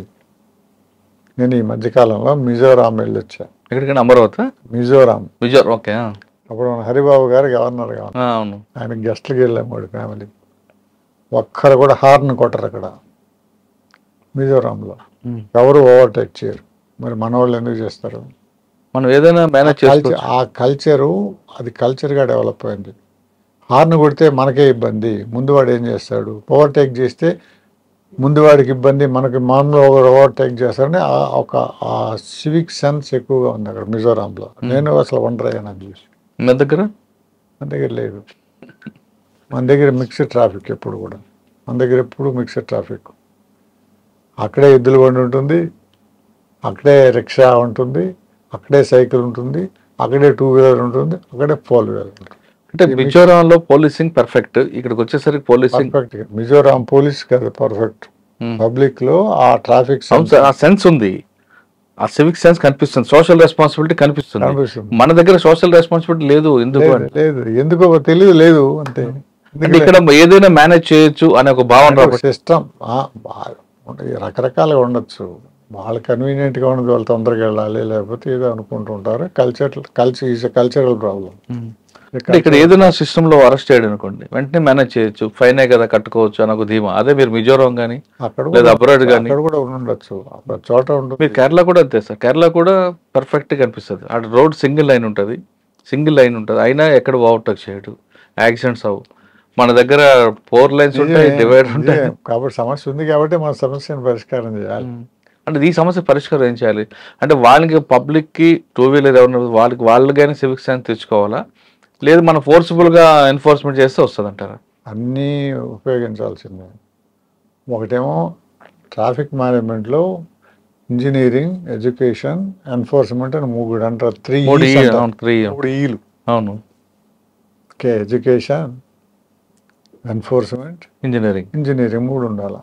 ఇంజనీరింగ్కి మెయిన్ ఇంపార్టెన్స్ ఉండాలి. కానీ మన ఇంజనీరింగ్లో ఎక్కడ ప్రాబ్లం వస్తూ ఉంది? మున్సిపల్ ప్లానింగ్లో, ఇంజనీరింగ్లో. సరే, రోడ్డు వెడల్ప్ చేస్తున్నారు, బాగానే ఉంది. వెడల్ప్ చేసినప్పుడు ఏమవుతుంది? పక్కనే అపార్ట్మెంట్స్కి మనం పర్మిషన్ ఇస్తున్నాం. అంతకుముందు ఒక ఇల్లు ఉంటే ఇప్పుడు 10 ఇళ్ళు తయారవుతున్నాయి, 10 వెహికల్స్ తయారవుతున్నాయి. అంతకుముందు రోడ్డు మీద ఒక వెహికల్ వస్తే ఇప్పుడు 10 వెహికల్స్ వస్తాయి. మీరు ఎంత వెడల్పు చేసినా కానీ డెన్సిటీ తగ్గడం లేదు. కాబట్టి ఈ ట్రాఫిక్ మేనేజ్మెంట్ సరిగా జరగాలంటే మున్సిపల్ ప్లానింగ్లో కొంత మార్పులు రావాలి, ట్రాఫిక్ ఇంజనీరింగ్లో మార్పులు రావాలి. సెల్లార్లో కూడా పార్కింగ్ కోసం ఉంచాలి. మీరు చాలా చోట్ల చూసి ఉంటారు, విజిటర్స్ పార్కింగ్ అవుట్ సైడ్ అంటారు. అవుట్ సైడ్ అంటే ఏమిటి అర్థం? మీరు పార్క్ చేయమన్నా? రోడ్డు వేసింది దేనికి? వెహికల్స్ వెళ్ళడానికి, వెహికల్స్ పార్క్ చేసుకోవడానికి. బేసిక్ ప్రిన్సిపల్ చెప్తాను. రోడ్డు వేసింది పార్కింగ్ కోసమా లేకపోతే మూమెంట్ కోసమా? పార్కింగ్ కోసం, మూమెంట్ కోసం. మరి ఎలా ఈ పరిస్థితి ఇలా క్రియేట్ చేస్తే? అందువల్లనే ట్రాఫిక్ ప్లానింగ్, ఆ ప్లానింగ్ డిపార్ట్మెంట్ సరిగా ఉండాలి, ట్రాఫిక్ పాలసీ ఉండాలి, పార్కింగ్ పాలసీ ఉండాలి. నేను ఇదే విషయం వెంకయ్య నాయుడు గారు మున్సిపల్ అడ్మినిస్ట్రేషన్ మినిస్టర్గా ఉన్నప్పుడు, సెంటర్లో ఉన్నప్పుడు కూడా చెప్పాను, ఇది మీరు కొద్దిగా దీని మీద కాన్సన్ట్రేట్ చేయండి అని. ఒకసారి దీని మీద రివ్యూ జరిగింది చంద్రబాబు నాయుడు గారు ఆఫీస్లో, అప్పుడు ముఖ్యమంత్రిగా. నేను చెప్పాను, ఈ 5 నిమిషాలు ఇది చాలు కాదు, నాకు 2 అవర్స్ ఇస్తే నేను మీకు ప్రజెంటేషన్ ఇస్తాను ఎట్లా అని. మీరు మొత్తం పోలీస్ మీద బాధ్యత పెడుతున్నారు, పోలీస్ చేయలేంది ఈ బాధ్యత. మిగతా డిపార్ట్మెంట్లో బాధ్యత వహించాలి దీనికి. మున్సిపల్ ప్లానింగ్ కానీ, R&B కానీ, నేషనల్ హైవేస్ కానీ, వాళ్ళ ట్రాఫిక్ ఇంజనీరింగ్ మీద కాన్సన్ట్రేషన్ లేదు, ఓన్లీ ఎన్ఫోర్స్మెంట్ మీదనే మీరు కాన్సన్ట్రేట్ చేస్తున్నారు. ట్రాఫిక్ సెన్స్ రాకపోవడం ప్రధాన కారణం ఏమనుకుంటారు? సివిక్ సెన్స్ తక్కువ ఉందంటారు మన దగ్గర. సివిక్ సెన్స్ తక్కువ ఉంది లా ఎన్ఫోర్స్మెంట్. మనకు మిగతా చోట్ల కంటే మన దగ్గర కొద్ది సివిక్ సెన్స్ అంటే ట్రాఫిక్ సంబంధించి. సివిక్ సెన్స్ అంటే ఇది పెద్ద బాడీ, ట్రాఫిక్ సెన్స్ తక్కువ. ట్రాఫిక్ సెన్స్ ఎందుకు తక్కువ అంటే మన పరిస్థితులు కూడా అటువంటివి ఉన్నాయి. ఇప్పటికైనా సరే చిన్నపిల్లల నుంచి ట్రాఫిక్ సెన్స్ పెంచడానికి వాళ్ళ ట్రాఫిక్ ఎడ్యుకేషన్ కానీ పార్క్స్ కానీ పెడితే ఎలా ఉంటుంది? మంచిదే. అందుకనే కదా నేను డీసీపీ ట్రాఫిక్ అన్నప్పుడు స్టప్ అని ఒక ప్రోగ్రామ్ పెట్టాను, స్టూడెంట్ ట్రాఫిక్ ఎడ్యుకేషన్ ప్రోగ్రామ్ అని. నక్లెస్ రోడ్లు పార్క్ కూడా ఓపెన్ చేస్తారు కదా. పార్క్ కూడా ఓపెన్ చేశాను. అదే కాకుండా నేను డిఐజీ మైత్రిగా ఉన్నప్పుడు కూడా ట్రాఫిక్ మైత్రి కమిటీస్ అని అన్ని చోట్ల మేజర్ టౌన్స్ అన్నిట్లో పెట్టించాను. చాలా ఇంప్రూవ్మెంట్ వచ్చింది. సార్ మీలాంటి ఆఫీసర్లు ఒక అచీవ్మెంట్ రావాలి, ఇన్నోవేషన్ తీసుకొస్తారు. నెక్స్ట్ వచ్చిన ఆఫీసర్ దాన్ని కంటిన్యూ ఎందుకు చేయరండి? అంటే ఆ పేరు మీకు వస్తుందనా? ఇక్కడ మనకు వచ్చే సిస్టంలో అదే ప్రాబ్లం తెలుస్తుందండి. ఒక ఆఫీసర్ చేసే పని మంచి పని, చెడు పని చేయకలేదు, కనీసం దాన్ని ప్రమోట్ చేయడం పర్వాలేదు, యాక్సిడెంట్ నడుస్తున్నా ఉంచారు. కానీ నెక్స్ట్ వచ్చిన ఆఫీసర్ బ్రేక్ చేస్తారు. వాళ్ళకు వాళ్ళ ప్రయారిటీస్ వేరుగా ఉంటాయి. వాళ్ళ ప్రయారిటీస్ వేరుగా ఉంటాయి, వాళ్ళ ఇంట్రెస్ట్లు కూడా వేరుగా ఉంటాయి. నేను చేసినవన్నీ ప్రివెంటివ్ పోలీసింగ్ సంబంధించిన యాక్టివిటీస్ నేను టేకప్ చేసింది. అంటే మీకు తెలుసు కదా, prevention is better than cure అని అంటారు కదా. నేరం జరిగిన తర్వాత దాన్ని ఇన్వెస్టిగేషన్ జరగకుండా, కానీ నేరం జరిగితే ఏం చేయాలని మాన్యువల్లో రాసి ఉంటాయి ఇన్వెస్టిగేషన్లో. కానీ నేరం జరగకుండా ఏం చేయాలనే దానికి మాన్యువల్స్ ఉండవు. మనం సొంతంగా ఇమాజినేషన్ చేసి పోలీస్ ఆఫీసర్స్ ఆలోచించి చేయాల్సిన కార్యక్రమాలు. కరెక్టే సార్, మీరు ఆలోచన వెళ్ళారు. నెక్స్ట్ వచ్చిన ఆఫీసర్ ఆ మోడల్ ఆలోచన ఆయనకి అక్కడే సిస్టమ్ ఫెయిల్ అవుతుంది కదా సార్. మీరు ఒక ప్రాజెక్టు, మ్యాన్ పవర్, ఒక ఎక్స్పెండిచర్ పెట్టి రెడీ చేస్తారు మీరు, కానీ మీరు ముందు ఉన్న ఆఫీసర్ కానీ అది బాగా టేక్ అప్ అవుతున్న టైంలో మీకు ట్రాన్స్ఫర్ అయింది అనుకోండి, ఆ కంటిన్యూ చేయకపోతే కొలాప్స్ అవుతుంది కదండి ప్రాజెక్ట్. అవుతుంది మరి, చాలా అవుతుంది. ప్రోగ్రామ్స్ గవర్నమెంట్ లో చాలా అట్లాగే అవుతుంటాయి. అంటే అంటే కేవలం ఐపీఎస్ కాదు, ఐఏఎస్ఎల్ కూడా మంచి ఐఏఎస్ ఎక్కడైనా అంతే. మనం సిస్టమ్స్ మారినప్పుడు, హెడ్స్ ఆఫ్ ది డిపార్ట్మెంట్ మారినప్పుడు, వాళ్ళ ప్రయారిటీస్ మారినప్పుడు, పొలిటికల్ లీడర్షిప్ మారినప్పుడు వాళ్ళ ప్రయారిటీస్ కూడా మారుతుంటాయి కదా. అది భరించాల్సింది మరి అంటారు. Part of the system. ఎక్కడైనా ఏ దేశంలో అయినా అట్లాగే జరుగుతుంది. సార్ డీజీ తర్వాత మీరు ఐజీ ప్రమోషన్? డిఐజీ హైదరాబాద్ రేంజ్కి డిఐజీకి వెళ్ళాను. అంతకుముందు నేను వైజాగ్ వెళ్ళమంటే అప్పుడు దీన్ని చేస్తాను సార్ అన్నాను కదా. ఇక్కడ 2 years 9 months చేసిన తర్వాత సరే అందరూ ఏంటి ఎప్పుడు ఈ యూనిఫామ్ పోస్ట్ చేయడం లేదని అంటుంటారని సర్లే నేను డిఐజీ హైదరాబాద్ రేంజ్గా వెళ్తాను సార్. అండి అక్కడ 2 years అంతలో ఉన్నాను. అచ్చా. కానీ మీ టైంలోనే కొంతమంది సరెండర్ కూడా అయ్యారు నక్సలైట్. ఒకటిద్దరు చెప్పండి. నాకు పేర్లు గుర్తులేదు. అంటే ఎక్కువ ఎస్పీలు చూస్తుంటారు కదా. కానీ మీరు కూడా వచ్చా నేను వచ్చారు. ఎక్కడికప్పుడు ఆఫీసు పైన మీది రంగారెడ్డి ఎస్పీ హౌస్ పైన. నాకు గుర్తులేవు. నాకు గుర్తున్నదంతా ఒకటే, ఒకసారి నక్సలైట్లు కాల్పులు జరిపితే మా 2 కానిస్టేబుల్స్ కి బుల్లెట్ ఇంజరీస్ అయినాయి. ఒక కానిస్టేబుల్ కి 2 తొడల్లో బుల్లెట్స్ వెళ్ళిపోయాయి. రషీద్ అండ్ రవూఫ్ అని అందరికి. వాళ్ళ కింద లోయలో పడిపోయారు, లోయలో ఉండిపోయారు. పైనుంచి కాల్పులు జరిపారు. రాచకొండ ఆధారాల్లో నల్గొండ సార్ సత్యనారాయణ గారు ఎస్పీగా ఉన్నప్పుడు సత్యనారాయణ నాకు ఫోన్ చేసి, సార్ ఇంకా వేరే మార్గం లేదు, వాళ్ళ హెలికాప్టర్ లిఫ్ట్ చేయగలిగితే వాళ్ళని సేవ్ చేయించానంటే అప్పుడు నేనే హెలికాప్టర్ వేసుకెళ్ళి హెలికాప్టర్ వేసుకొని దిగడానికి కూడా చాలా భయం వేసింది. ఆయన దిగి మేము పైకి లేచేటప్పటికి చీకటి అయిపోతే ఎమర్జెన్సీ ల్యాండింగ్ చేయాల్సిందే అని పైలట్ అంటే నేను నల్గొండలో ఎమర్జెన్సీ ల్యాండింగ్ చేసి ఆ 2 కానిస్టేబుల్స్ను సేవ్ చేసి మళ్ళీ ఇప్పుడు హెడ్ కానిస్టేబుల్స్. మొన్న నా బుక్ రిలీజ్ ఫంక్షన్ కూడా వచ్చారు. సార్ డిఐజీ హైదరాబాద్ రేంజ్ తర్వాత నాకు ఐజీగా ప్రమోషన్ వచ్చి నేను ఐజీ బెటాలియన్స్గా వెళ్ళాను. ఐజీ బెటాలియన్స్ అంటే ఎక్కువ మ్యాన్ పవర్ మేనేజ్మెంట్ కదా, వాళ్ళు వెల్ఫేర్ చూడాలి, ట్రైనింగ్ చూడాలి. అవన్నీ 1 year పైనే ఉన్నాను అక్కడ. అది సాటిస్ఫాక్షన్గానే ఉంది. ఎందుకంటే వెల్ఫేర్ యాక్టివిటీస్ ఎక్కువ మందికి అన్ఎంప్లాయిడ్ యూత్ కూడా కొంత ట్రైనింగ్ ఇచ్చాం మేము అక్కడ. చాలా మంది కానిస్టేబుల్స్ బయట డ్యూటీస్ ఉంటాయి, వాళ్ళ ఫ్యామిలీస్ అన్ని ఇక్కడ ఉంటాయి, క్యాంపస్లో ఉంటారు. కాబట్టి కొంతమంది లేడీస్ కూడా, ఫ్యామిలీ మెంబర్స్ కూడా కొన్ని ట్రైనింగ్ ప్రోగ్రామ్స్ పెట్టాం, స్కిల్ డెవలప్మెంట్ ప్రోగ్రామ్స్ పెట్టాం. దానివల్ల అంత మేలు జరిగింది. సార్ ఇంకా మీకు 27 నెలలు సర్వీస్ ఉంటుండే కానీ ఎందుకు విఆర్ఎస్ తీసుకున్నారండి? అంటే నేను ఐజీ బెటాలియన్స్గా ఉన్న తర్వాత నన్ను హెచ్ఆర్డి ఇన్స్టిట్యూట్లో joint director general of training వేశారు. కానీ అప్పటికే నేను సరే చాలా సంవత్సరాలు సర్వీస్ చేశాను కదా, చాలా సంవత్సరాలు సర్వీస్ చేశాను కదా, చాలే కొద్దిగా ఈ సోషల్ సర్వీస్ యాక్టివిటీ చేయడానికి. అప్పటికే నేను క్యాప్ ఫౌండేషన్ని చాలా అన్ఎంప్లాయిడ్ యూత్కి ట్రైనింగ్స్, ఎంప్లాయ్మెంట్ క్రియేట్ చేసి యాక్టివిటీస్ టేకప్ చేశాం. సరే అధిక బాగుంటుంది దీనికంటే అనే ఉద్దేశంతో ఒకటి. రెండోది ఏంటంటే గవర్నమెంట్ ఉద్యోగంలోనే ఉండాల్సిన అవసరం లేదు బతకడానికి, సొంతంగా కూడా మనం ప్రూవ్ చేసుకోవచ్చు. ప్రూవ్ చేసుకోవచ్చు అనే ఉద్దేశం. ఈ రెండు ఉద్దేశాల వల్ల నేను అప్పటికే నేను నెక్స్ట్ ఏమేం చేయాలనో దాని గురించి అన్ని చదువుకున్నాను, ట్రైనింగ్ అయిపోయాను, కాబట్టి బయట వచ్చేసాను. మరి మేడం ఏమనలేదా? మేడం అబ్జెక్ట్ ఏం లేదండి. లేదు. చాలా మంది ఆఫీసర్లు చాలా ఉంటాయి కదా సార్, అందులో బెనిఫిట్స్ ఉంటాయి, రిటైర్ అయిపోయిన తర్వాత కూడా ఎక్స్టెండ్ ఆ చేసుకుంటారు. బెనిఫిట్స్ అన్ని మాకు అలవాట్లేదు కదా సార్, అలవాట్లేదు. అంటే ఫైనాన్షియల్గా ఒకసారి లాస్ అవుతారు కదండి సడన్గా VRS తీసుకుంటే. అంటే అప్పటికి నాకు ఫుల్ పెన్షన్ ఎలిజిబిలిటీ ఉంది అప్పటికే. అంటే పెన్షన్ ఉన్నా మీలో ఇంకా శక్తి ఉంది, ఇంకా మేడంకి ఫ్యామిలీ బర్త్డేస్ ఉంటాయి కదా. అందుకే కదా నేను బయట వస్తే దానికంటే కూడా బాగుండొచ్చు. అందుకే నేను వచ్చిన తర్వాత నేను కొంత స్టాక్ మార్కెట్లో ఇన్వెస్ట్మెంట్ చేయడం మొదలుపెట్టాను. సార్ స్టాక్ మార్కెట్ చేస్తారా? మీకున్న పవరు, ఆ ఇమేజ్, ఆ కరేజ్ వేరేగా ఉంటాయి కదండి. ఉండొచ్చు, బట్ అదైనా కూడా మళ్ళీ 27 మంత్స్ తర్వాత రిటైర్ కావాలి కదా, అప్పుడు వేరు, అప్పుడు వేరే ఉంది, అప్పుడైనా అంతే కదా. నేను రిటైర్మెంట్ ఫీలింగే నాకు ఉండకూడదు అని నాకు లైఫ్లో చేయం. ఎందుకు రిటైర్మెంటు? వాటి రిటైర్మెంట్ మరి పాలిటీషియన్స్ ఉన్నారు, లేకపోతే జడ్జెస్ లేకపోతే లాయర్లు ఉన్నారు, డాక్టర్లు ఉన్నారు, వాళ్ళు పని చేస్తూనే ఉంటారు కదా. మరి మనకెందుకు ఆ రిటైర్మెంట్ అనే ఫీలింగ్ ఎందుకు? అవసరం లేదు ఆ ఫీలింగ్. కానీ అప్పట్లో మీరు రిటైర్ అయిన VRS తీసుకొని పొలిటికల్ పార్టీకి వస్తారని ఒక ప్రచారం జరిగింది. కానీ నాకు అప్పుడు పొలిటికల్ ఇంట్రెస్ట్ లేదు అప్పటికే. తర్వాత మీరు CR నాయుడు డాక్టర్. నేను ఎప్పుడు పొలిటీషియన్స్ ఎక్కువ తిరిగేవాడిని కాదు. ఏదంటే అఫీషియల్గా మీట్ కావడం, నేను చాలా మంది హోమ్ మినిస్టర్లు నాకు తెలిసిన వాళ్ళే ఉండేవాళ్ళు. వాళ్ళు ఎప్పుడైనా ఏదైనా సలహా కావాలన్నా, డిస్కషన్ కావాలన్నా పిలుస్తుండేవాళ్ళు. కానీ నాకు పాలిటిక్స్ మీద ఇంట్రెస్ట్ లేదు. పాలిటిక్స్ మీద ఇంట్రెస్ట్ ఉండి నేను స్టూడెంట్గా ఉన్నప్పుడే, నేను అప్పట్లోనే పాలిటిక్స్లో ఉండేవాడిని కదా. ఇప్పుడు పేపర్లో మాత్రం బాగా ప్రచారం అయింది.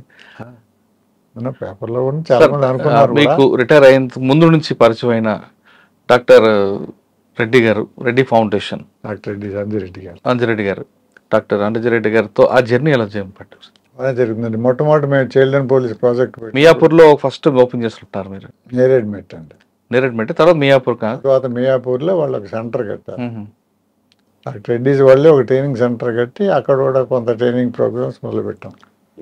మొట్టమొదట చైల్డ్ అండ్ పోలీస్ ప్రాజెక్ట్ పెట్టినప్పుడు అప్పుడు నళిని గంగాధరన్ ఆ రెడ్డిస్ ఫౌండేషన్కి ఎగ్జిక్యూటివ్ డైరెక్టర్గా ఉండేవారు.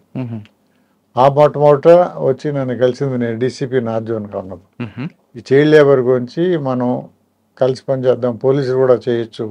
ఎందుకంటే చైల్డ్ లేబర్ చాలా ఉండేది సికింద్రాబాద్లో ఏరియాలో. అక్కడ చాలా వర్క్షాపులు, ఆటోమొబైల్ వర్క్షాప్స్. ఆ చిన్న చిన్న పిల్లలంతా బయటకు తీసుకొచ్చి వాళ్ళకి ఎడ్యుకేషన్ మనం ప్రొవైడ్ చేస్తే బాగుంటుందనే ఉద్దేశంతో మొదలైంది. సో ఫస్ట్ ప్రోగ్రామ్కి డయానా హైడెన్ వాళ్ళు సపోర్ట్ చేశారు, కానీ తర్వాత ప్రోగ్రామ్స్కి చాలా వరకు డాక్టర్ రెడ్డిస్ ఫౌండేషన్ సపోర్ట్ చేసింది. అంటే ఆయనతో మీ జర్నీ ఎక్కడి నుంచి స్టార్ట్ అయింది, ఎక్కడండి? అప్పుడే తర్వాత నేను నార్త్ జోన్ DCP ట్రాఫిక్ అయిన తర్వాత మళ్ళీ ఇంకా వాళ్ళతో కంటిన్యూషన్ కాలేదు. వాళ్ళ ప్రోగ్రామ్స్ వేరేగా పెట్టుకున్నారు. అప్పుడు క్యాప్ ఫౌండేషన్ సపరేట్గా పెట్టి నళిని గంగాధరన్ నేను కలిసి క్యాప్ ఫౌండేషన్ని మళ్ళీ బాగా ముందుకు తీసుకెళ్ళాము. ఆ సందర్భంగానే మేము చాలా మదర్సాస్తో కలిసి పనిచేసాము. తర్వాత మన JNKలో పనిచేసాము, ముఖ్యంగా శ్రీనగర్ ఆ ఏరియాలలో. అక్కడ అన్ఎంప్లాయిడ్ యూత్కు చాలామంది 4 సెంటర్లలో 5 సెంటర్లో ట్రైనింగ్ ప్రోగ్రామ్స్ పెట్టాము.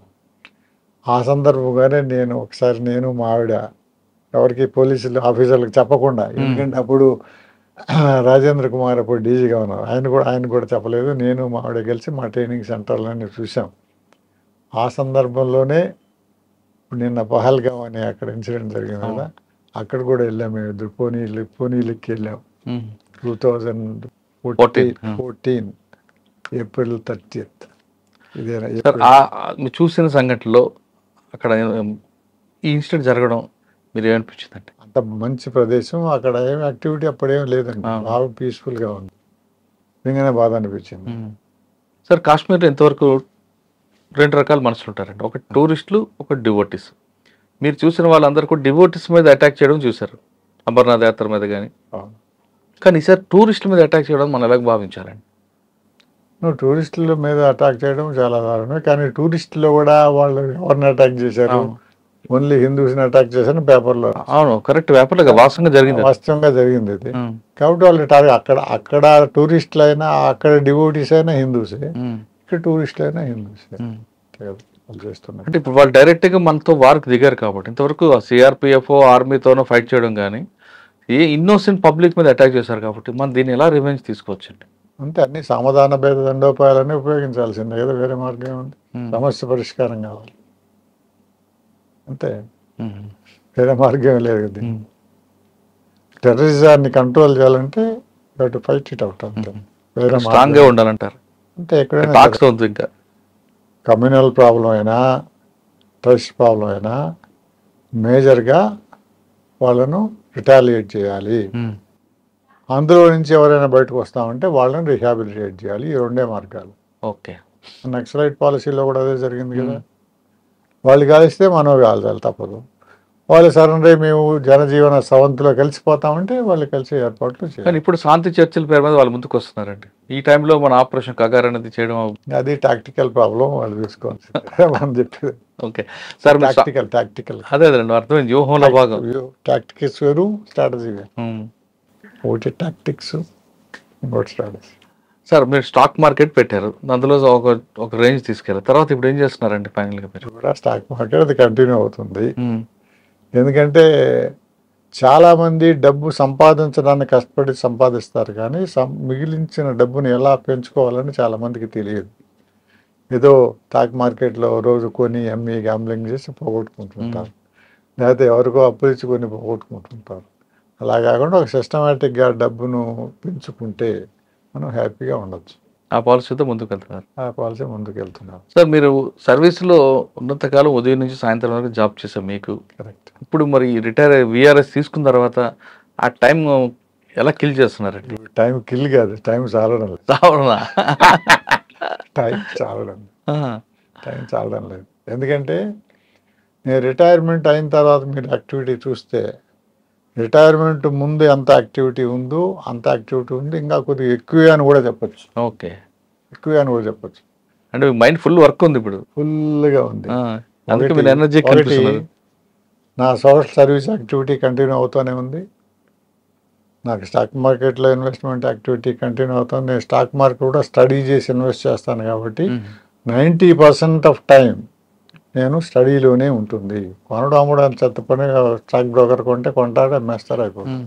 నేను ఏది కొనాలి ఏది కొనకూడదు, what to do what not to do, చాలా స్టడీ. రిటైర్ అయిపోయిన తర్వాత కూడా మీ మైండ్ వర్క్ నడుస్తూనే. ఇంకోటి ఏంటంటే స్టాక్ మార్కెట్లో స్టడీ, ఇన్ఫర్మేషన్ ఎప్పటికప్పుడు లేటెస్ట్గా ఉండాలి. ఇంటెలిజెన్స్ ఎప్పటికప్పుడు లేటెస్ట్గా ఉండాలి. ఎప్పటికప్పుడు లేటెస్ట్గా ఉండాలంటే ఎక్కువ చదవాలి, న్యూస్ పేపర్లు చదవాలి, టీవీలు చూడాలి, నలుగురితో మాట్లాడాలి, మేనేజ్మెంట్లతో మాట్లాడాలి, స్టాక్ అనలిస్టులతో మాట్లాడాలి, స్టాక్ ఇన్వెస్టర్స్తో మాట్లాడాలి, తర్వాత ఫండ్ మేనేజర్స్తో మాట్లాడాలి, వాళ్ళని కలవాలి. యాక్టివిటీ చాలానే ఉంటుంది. సార్ మీ జర్నీ మొత్తంలో మేడం రోల్ ఏంటండి? ఆవిడ సపోర్ట్ లేకుండా మీరు చేయగలరా? అంటే సార్, అంటే ప్రతి ఆఫీసర్కి ప్రతి మగవారికి విజయం వెనక మహిళ ఉంటారు, కానీ పోలీస్ ఆఫీసర్ యొక్క భార్యలకి ఒక మాత్రం ప్రత్యేకత ఉంటారు, ముందు ఉంటారు, పక్కన ఉంటారు. వాళ్ళది కానీ కదా సార్, పోలీస్ ఆఫీసర్ యొక్క ప్రతి భార్యకి ఆ ఆఫీసర్ యొక్క వైఫ్కి ప్రత్యేకత ఉంది. ఎలా అంటే మీరు 24 గంటలు పబ్లిక్ సేవ కోసం బయట ఉంటారు, కానీ మీ వ్యక్తిగత సుఖాలకి దానికి దూరంగా ఉంటారు. అవన్నీ కాపాడి పిల్లలకి తెలియకుండా పెంచడంలో మీ వెనకున్న ఆవిడే ఉంటారు. మా ఆవిడ పిల్లల్ని ఎక్కువగా స్కూల్ టైంలో ఆవిడే ఎక్కువ పెంచేది, ఎక్కువ ఏదన్నా వాళ్ళకి చెప్తుండేది. మీ డైమండ్, మా డైమండ్ చెప్తూనే ఉండేది. తర్వాత ఆవిడకి కూడా కొద్దిగా చదివేది, కొద్దిగా ఇంట్రెస్ట్ వచ్చింది నా చూసి చూసి. ఆవిడ టెక్నాలజీ బాగా నేర్చుకుంటుంది, నాకు టెక్నాలజీ అంతగా రాదు. నేను ఇప్పుడు స్టాక్ మార్కెట్లో ఇన్వెస్ట్ చేయాలనుకోండి, రోజు నా దగ్గర ఏం స్టాక్స్ ఉన్నాయో ఒక లిస్ట్ ఆవిడ తయారు చేసి నాకు ఇస్తుంది. లేదు మనీ ట్రాన్స్ఫర్ చేయి ఇక్కడికి మన స్టాక్ బ్రోకర్ ఆఫీస్ కంటే బ్యాంకు చెక్కుల్లో అడుగుతుందంతా బ్యాంకింగ్ అంతా ఆవిడ చూసుకుంటుంది. సో ఈ టెక్నాలజీ వచ్చింది కదా, ఈ టెక్నాలజీ అంతా నేర్చుకొని మనీ ఎలా ట్రాన్స్ఫర్ చేయాలి, పేమెంట్స్ ఏం చేయాలి, ట్యాక్స్లు, ఆడిటర్స్తో మాట్లాడాలంతా ఆవిడ చూసుకుంటూ ఉంటుంది. అది రొటీన్ వర్క్ కాబట్టి నేను స్టడీ చేయడం, స్టాక్ మార్కెట్ స్టడీ చేయడం, నలుగురిని కలవడం. అంటే మీ ఫైనాన్స్ మినిస్టర్ ఆవిడ? ఫైనాన్స్ మినిస్టర్ అనొచ్చు, హోమ్ మినిస్టర్ అవ్వచ్చు, ఏదైనా ఫైనాన్స్ మినిస్టర్ అవ్వచ్చు, హోమ్ మినిస్టర్ అవ్వచ్చు, ఆరు మీరు మన చెప్పాలంటే డిప్యూటీ చీఫ్ మినిస్టర్ అనొచ్చు. అంత మీ డైమండే. అంతే. డైమండ్ ఎందుకు పెట్టుకున్నారు? డైమండ్ అని ఎందుకు పెట్టుకున్నానంటే కొనాలంటే ఎటువంటి షేర్లు కొనాలి ఓకే. అనే దానికి ఒక యాక్రోనిమ్ తయారు చేసి రాశాను నా బుక్లో. డైమండ్ అంటే ఎటువంటి షేర్లు కొంటే మనకు లాభాలు వస్తాయి, ఎటువంటి షేర్లు కొంటే మనకు లాభాలు రావు అనే విశ్లేషణ చేసినప్పుడు డైమండ్ లాంటివి కొనాలని, డైమండ్స్ ఫర్ ఎవర్ అని అంటారు కదా. డి అంటే డీమర్జ్డ్ కంపెనీస్ అని. ఓకే. ఐ అంటే ఇన్ఫార్మ్డ్ బయింగ్ ఉన్న కంపెనీస్ ఆర్ ఇన్సైడర్ బయింగ్ ఉన్న కంపెనీస్. ఇన్సైడర్స్ ఎప్పుడు కొంటారు? ఒక కంపెనీలో ఒక ఉద్యోగస్తుడు ఉంటాడు, ఆ కంపెనీ బాగా వస్తుంది, మంచి ఆర్డర్స్ వస్తున్నాయి, మంచి లాభాలు వస్తాయని తెలిసినప్పుడే కదా కొంటాడు. కానీ అవన్నీ స్టాక్ మార్కెట్ రిపోర్ట్ అవుతాయి, అవన్నీ పబ్లిష్ అవుతాయి. It's publicly available information. అవి కూడా మనం ఫాలో కావచ్చు. ఏ అంటే డిఐ చెప్పారు. ఏ అంటే ఇన్ఫార్మ్డ్ బయింగ్. తర్వాత అక్విజిషన్ టార్గెట్స్. ఒక ఏ కంపెనీ బి కంపెనీని కొంటా ఉంది, మనం ఏం చేయాలంటే బి కంపెనీ కొనాలి, ఏ కంపెనీని కొనకూడదు. ఎందుకంటే బి కంపెనీ ఏ కంపెనీతో మధ్య అయినప్పుడు దానికి జనరల్గా ఎక్కువ షేర్లు వస్తుంటాయి. అందుకని దాన్ని అక్విజిషన్ టార్గెట్ అన్నారు. ఎంఓఎండి. ఎం అంటే మేనేజ్మెంట్ రీజిగ్, అంటే మేనేజ్మెంట్లో చేంజెస్ వస్తుంటాయి ఒక్కోసారి. కొంతమంది పాత మేనేజ్మెంట్ వెళ్ళి కొత్త మేనేజ్మెంట్ రావడం, మోర్ ఎఫిషియెంట్ మేనేజ్మెంట్ రావడం, లేకపోతే మంచి మంచి సిఇఓలను తీసుకోవడం, సిఎఫ్ఓలను ఇట్లా మేనేజ్మెంట్ చేంజెస్లో టాప్ మేనేజ్మెంట్ కానీ మిడిల్ మేనేజ్మెంట్ కానీ మంచి చేంజెస్ వచ్చినప్పుడు ఆ కంపెనీస్ ఇంప్రూవ్ అవుతాయి. మేనేజ్మెంట్లో ఓఎండి ఏంటండి? ఓ అంటే ఓవర్లుక్డ్ కంపెనీస్. కొన్ని కంపెనీస్ బాగుంటాయి కానీ ఎవరు దాన్ని పట్టించుకోరు. అటువంటి కంపెనీస్ దొరికితే మనము పట్టుకోవాలి. ఓకే అండి. అప్పులు తగ్గించుకుంటున్న కంపెనీస్ డీలెవరేజ్ కంపెనీస్ అంటారు. ఎస్ అంటే స్పెషల్ సిచ్యువేషన్ కంపెనీస్. ఇవన్నీ చూస్తారు కాబట్టి ఆవిడకి డైమండ్ పెట్టారా? అంటే కొంటే అటువంటి కంపెనీస్ కొనాలి, డైమండ్స్ ఫర్ ఎవర్. కాబట్టి మాకు కూడా ఇంట్లో అటువంటి డైమండ్ లాంటి మేడం ఉందండి. ఓకే. సో పిల్లలు ఏం చేస్తున్నారండి? నాకు 2 అబ్బాయిలండి. పెద్ద అబ్బాయి హరితో పాటు నేను శ్రీఎం ల్యాబ్ రిటైర్మెంట్ అయిన తర్వాత తీసుకున్న తర్వాత శ్రీఎం ల్యాబ్స్ అనే ఫార్మా కంపెనీని మేనేజ్ చేశాను. అప్పుడు నాతో కూడా కలిసి ఫార్మా కంపెనీలో ఎగ్జిక్యూటివ్ డైరెక్టర్ ఉండి ఫార్మా బిజినెస్ ఎలా చేయాలో బాగా నేర్చుకున్నాను. తర్వాత మేము ఈ శ్రీఎం ల్యాబ్స్ను లారస్ ల్యాబ్స్కి అమ్మేసిన తర్వాత ఆయన సొంతంగా అప్పుడున్న కాంట్రాక్ట్స్ వల్ల కానీ అప్పుడున్న అండర్స్టాండింగ్ వల్ల కానీ ఇప్పుడు కొంత ఇంటర్నేషనల్ కంపెనీ పెట్టుకొని మోస్ట్లీ ఇంటర్నేషనల్ ఎక్స్పోర్ట్స్ చేస్తుంటాడు. అది ఆ బిజినెస్లో హరి. సెకండ్ అండి రెండో ఆయన చంద్రకాంత్ కూడా ఇప్పుడు కన్సల్టింగ్ చేస్తాడు కంపెనీలకు, ఐపీఓలు పబ్లిక్ ఇష్యూకి తీసుకెళ్ళడానికి, లేకపోతే కంపెనీలకు గ్రో చేయడానికి, కంపెనీస్ కొత్త కంపెనీస్ ఎలా చేయాలి. ఎందుకంటే అతను మెక్కన్జీలో పనిచేసాడు, అనుభవంతో చాలా కంపెనీస్కి కన్సల్టెంట్గా ఉన్నాడు. సో ఈ మధ్యకాలంలోనే ఆయన స్టాక్ మార్కెట్లో దిగాలని ఇప్పుడు ఒక పిఎంఎస్ కంపెనీ పెట్టాలని ఆలోచనలో ఉన్నాడు. సార్ మీరు డిపార్ట్మెంట్కి వచ్చినప్పటికీ ఎన్ అంటే మీరు చెప్పారు కదా, నిష్ కంపెనీస్. ఓకే. నిష్. సార్ మీరు డిపార్ట్మెంట్ వచ్చినప్పుడు సమయంలో ప్రజలకి పోలీసుల పట్ల గౌరవం ఇవన్నీ కనిపించాయి. ఇప్పుడు క్రమేపీ తగ్గిపోవడం కారణం అనుకుంటారు ఒకటి. రెండోది ఈ డిపార్ట్మెంట్లోకి వచ్చే వాళ్ళకి మీరు ఇచ్చే మెసేజ్ ఏంటి? ఇప్పుడు డిపార్ట్మెంట్లో గౌరవం తగ్గిపోవడానికి ఏంటంటే ఈ మధ్యకాలంలో తగ్గింది అనుకోవడం కనుక పెరిగింది అనుకోవచ్చు. నేను అనుకుంటాను జనరల్ పబ్లిక్లో పెద్ద తేడా ఉండదు, కానీ ఈ మధ్యకాలంలో పోలీసులో కూడా కొద్దిగా పొలిటికల్ ఇంటర్ఫిరెన్స్, పొలిటికల్ అలైన్మెంట్ ఎక్కువైంది అనే క్రిటిసిజం ఎక్కువగా వినబడతా ఉంది కొంత. కానీ పొలిటికల్ సిస్టమ్తో అలైన్ కాకుండా పనిచేసే వాళ్ళు కూడా ఉన్నారు. అటు ఈ జ్యుడిషియరీకి, లెజిస్లేచర్కి, ఎగ్జిక్యూటివ్కి ఈ మధ్యలో ఈ సెపరేషన్ తగ్గిపోతా ఉంది.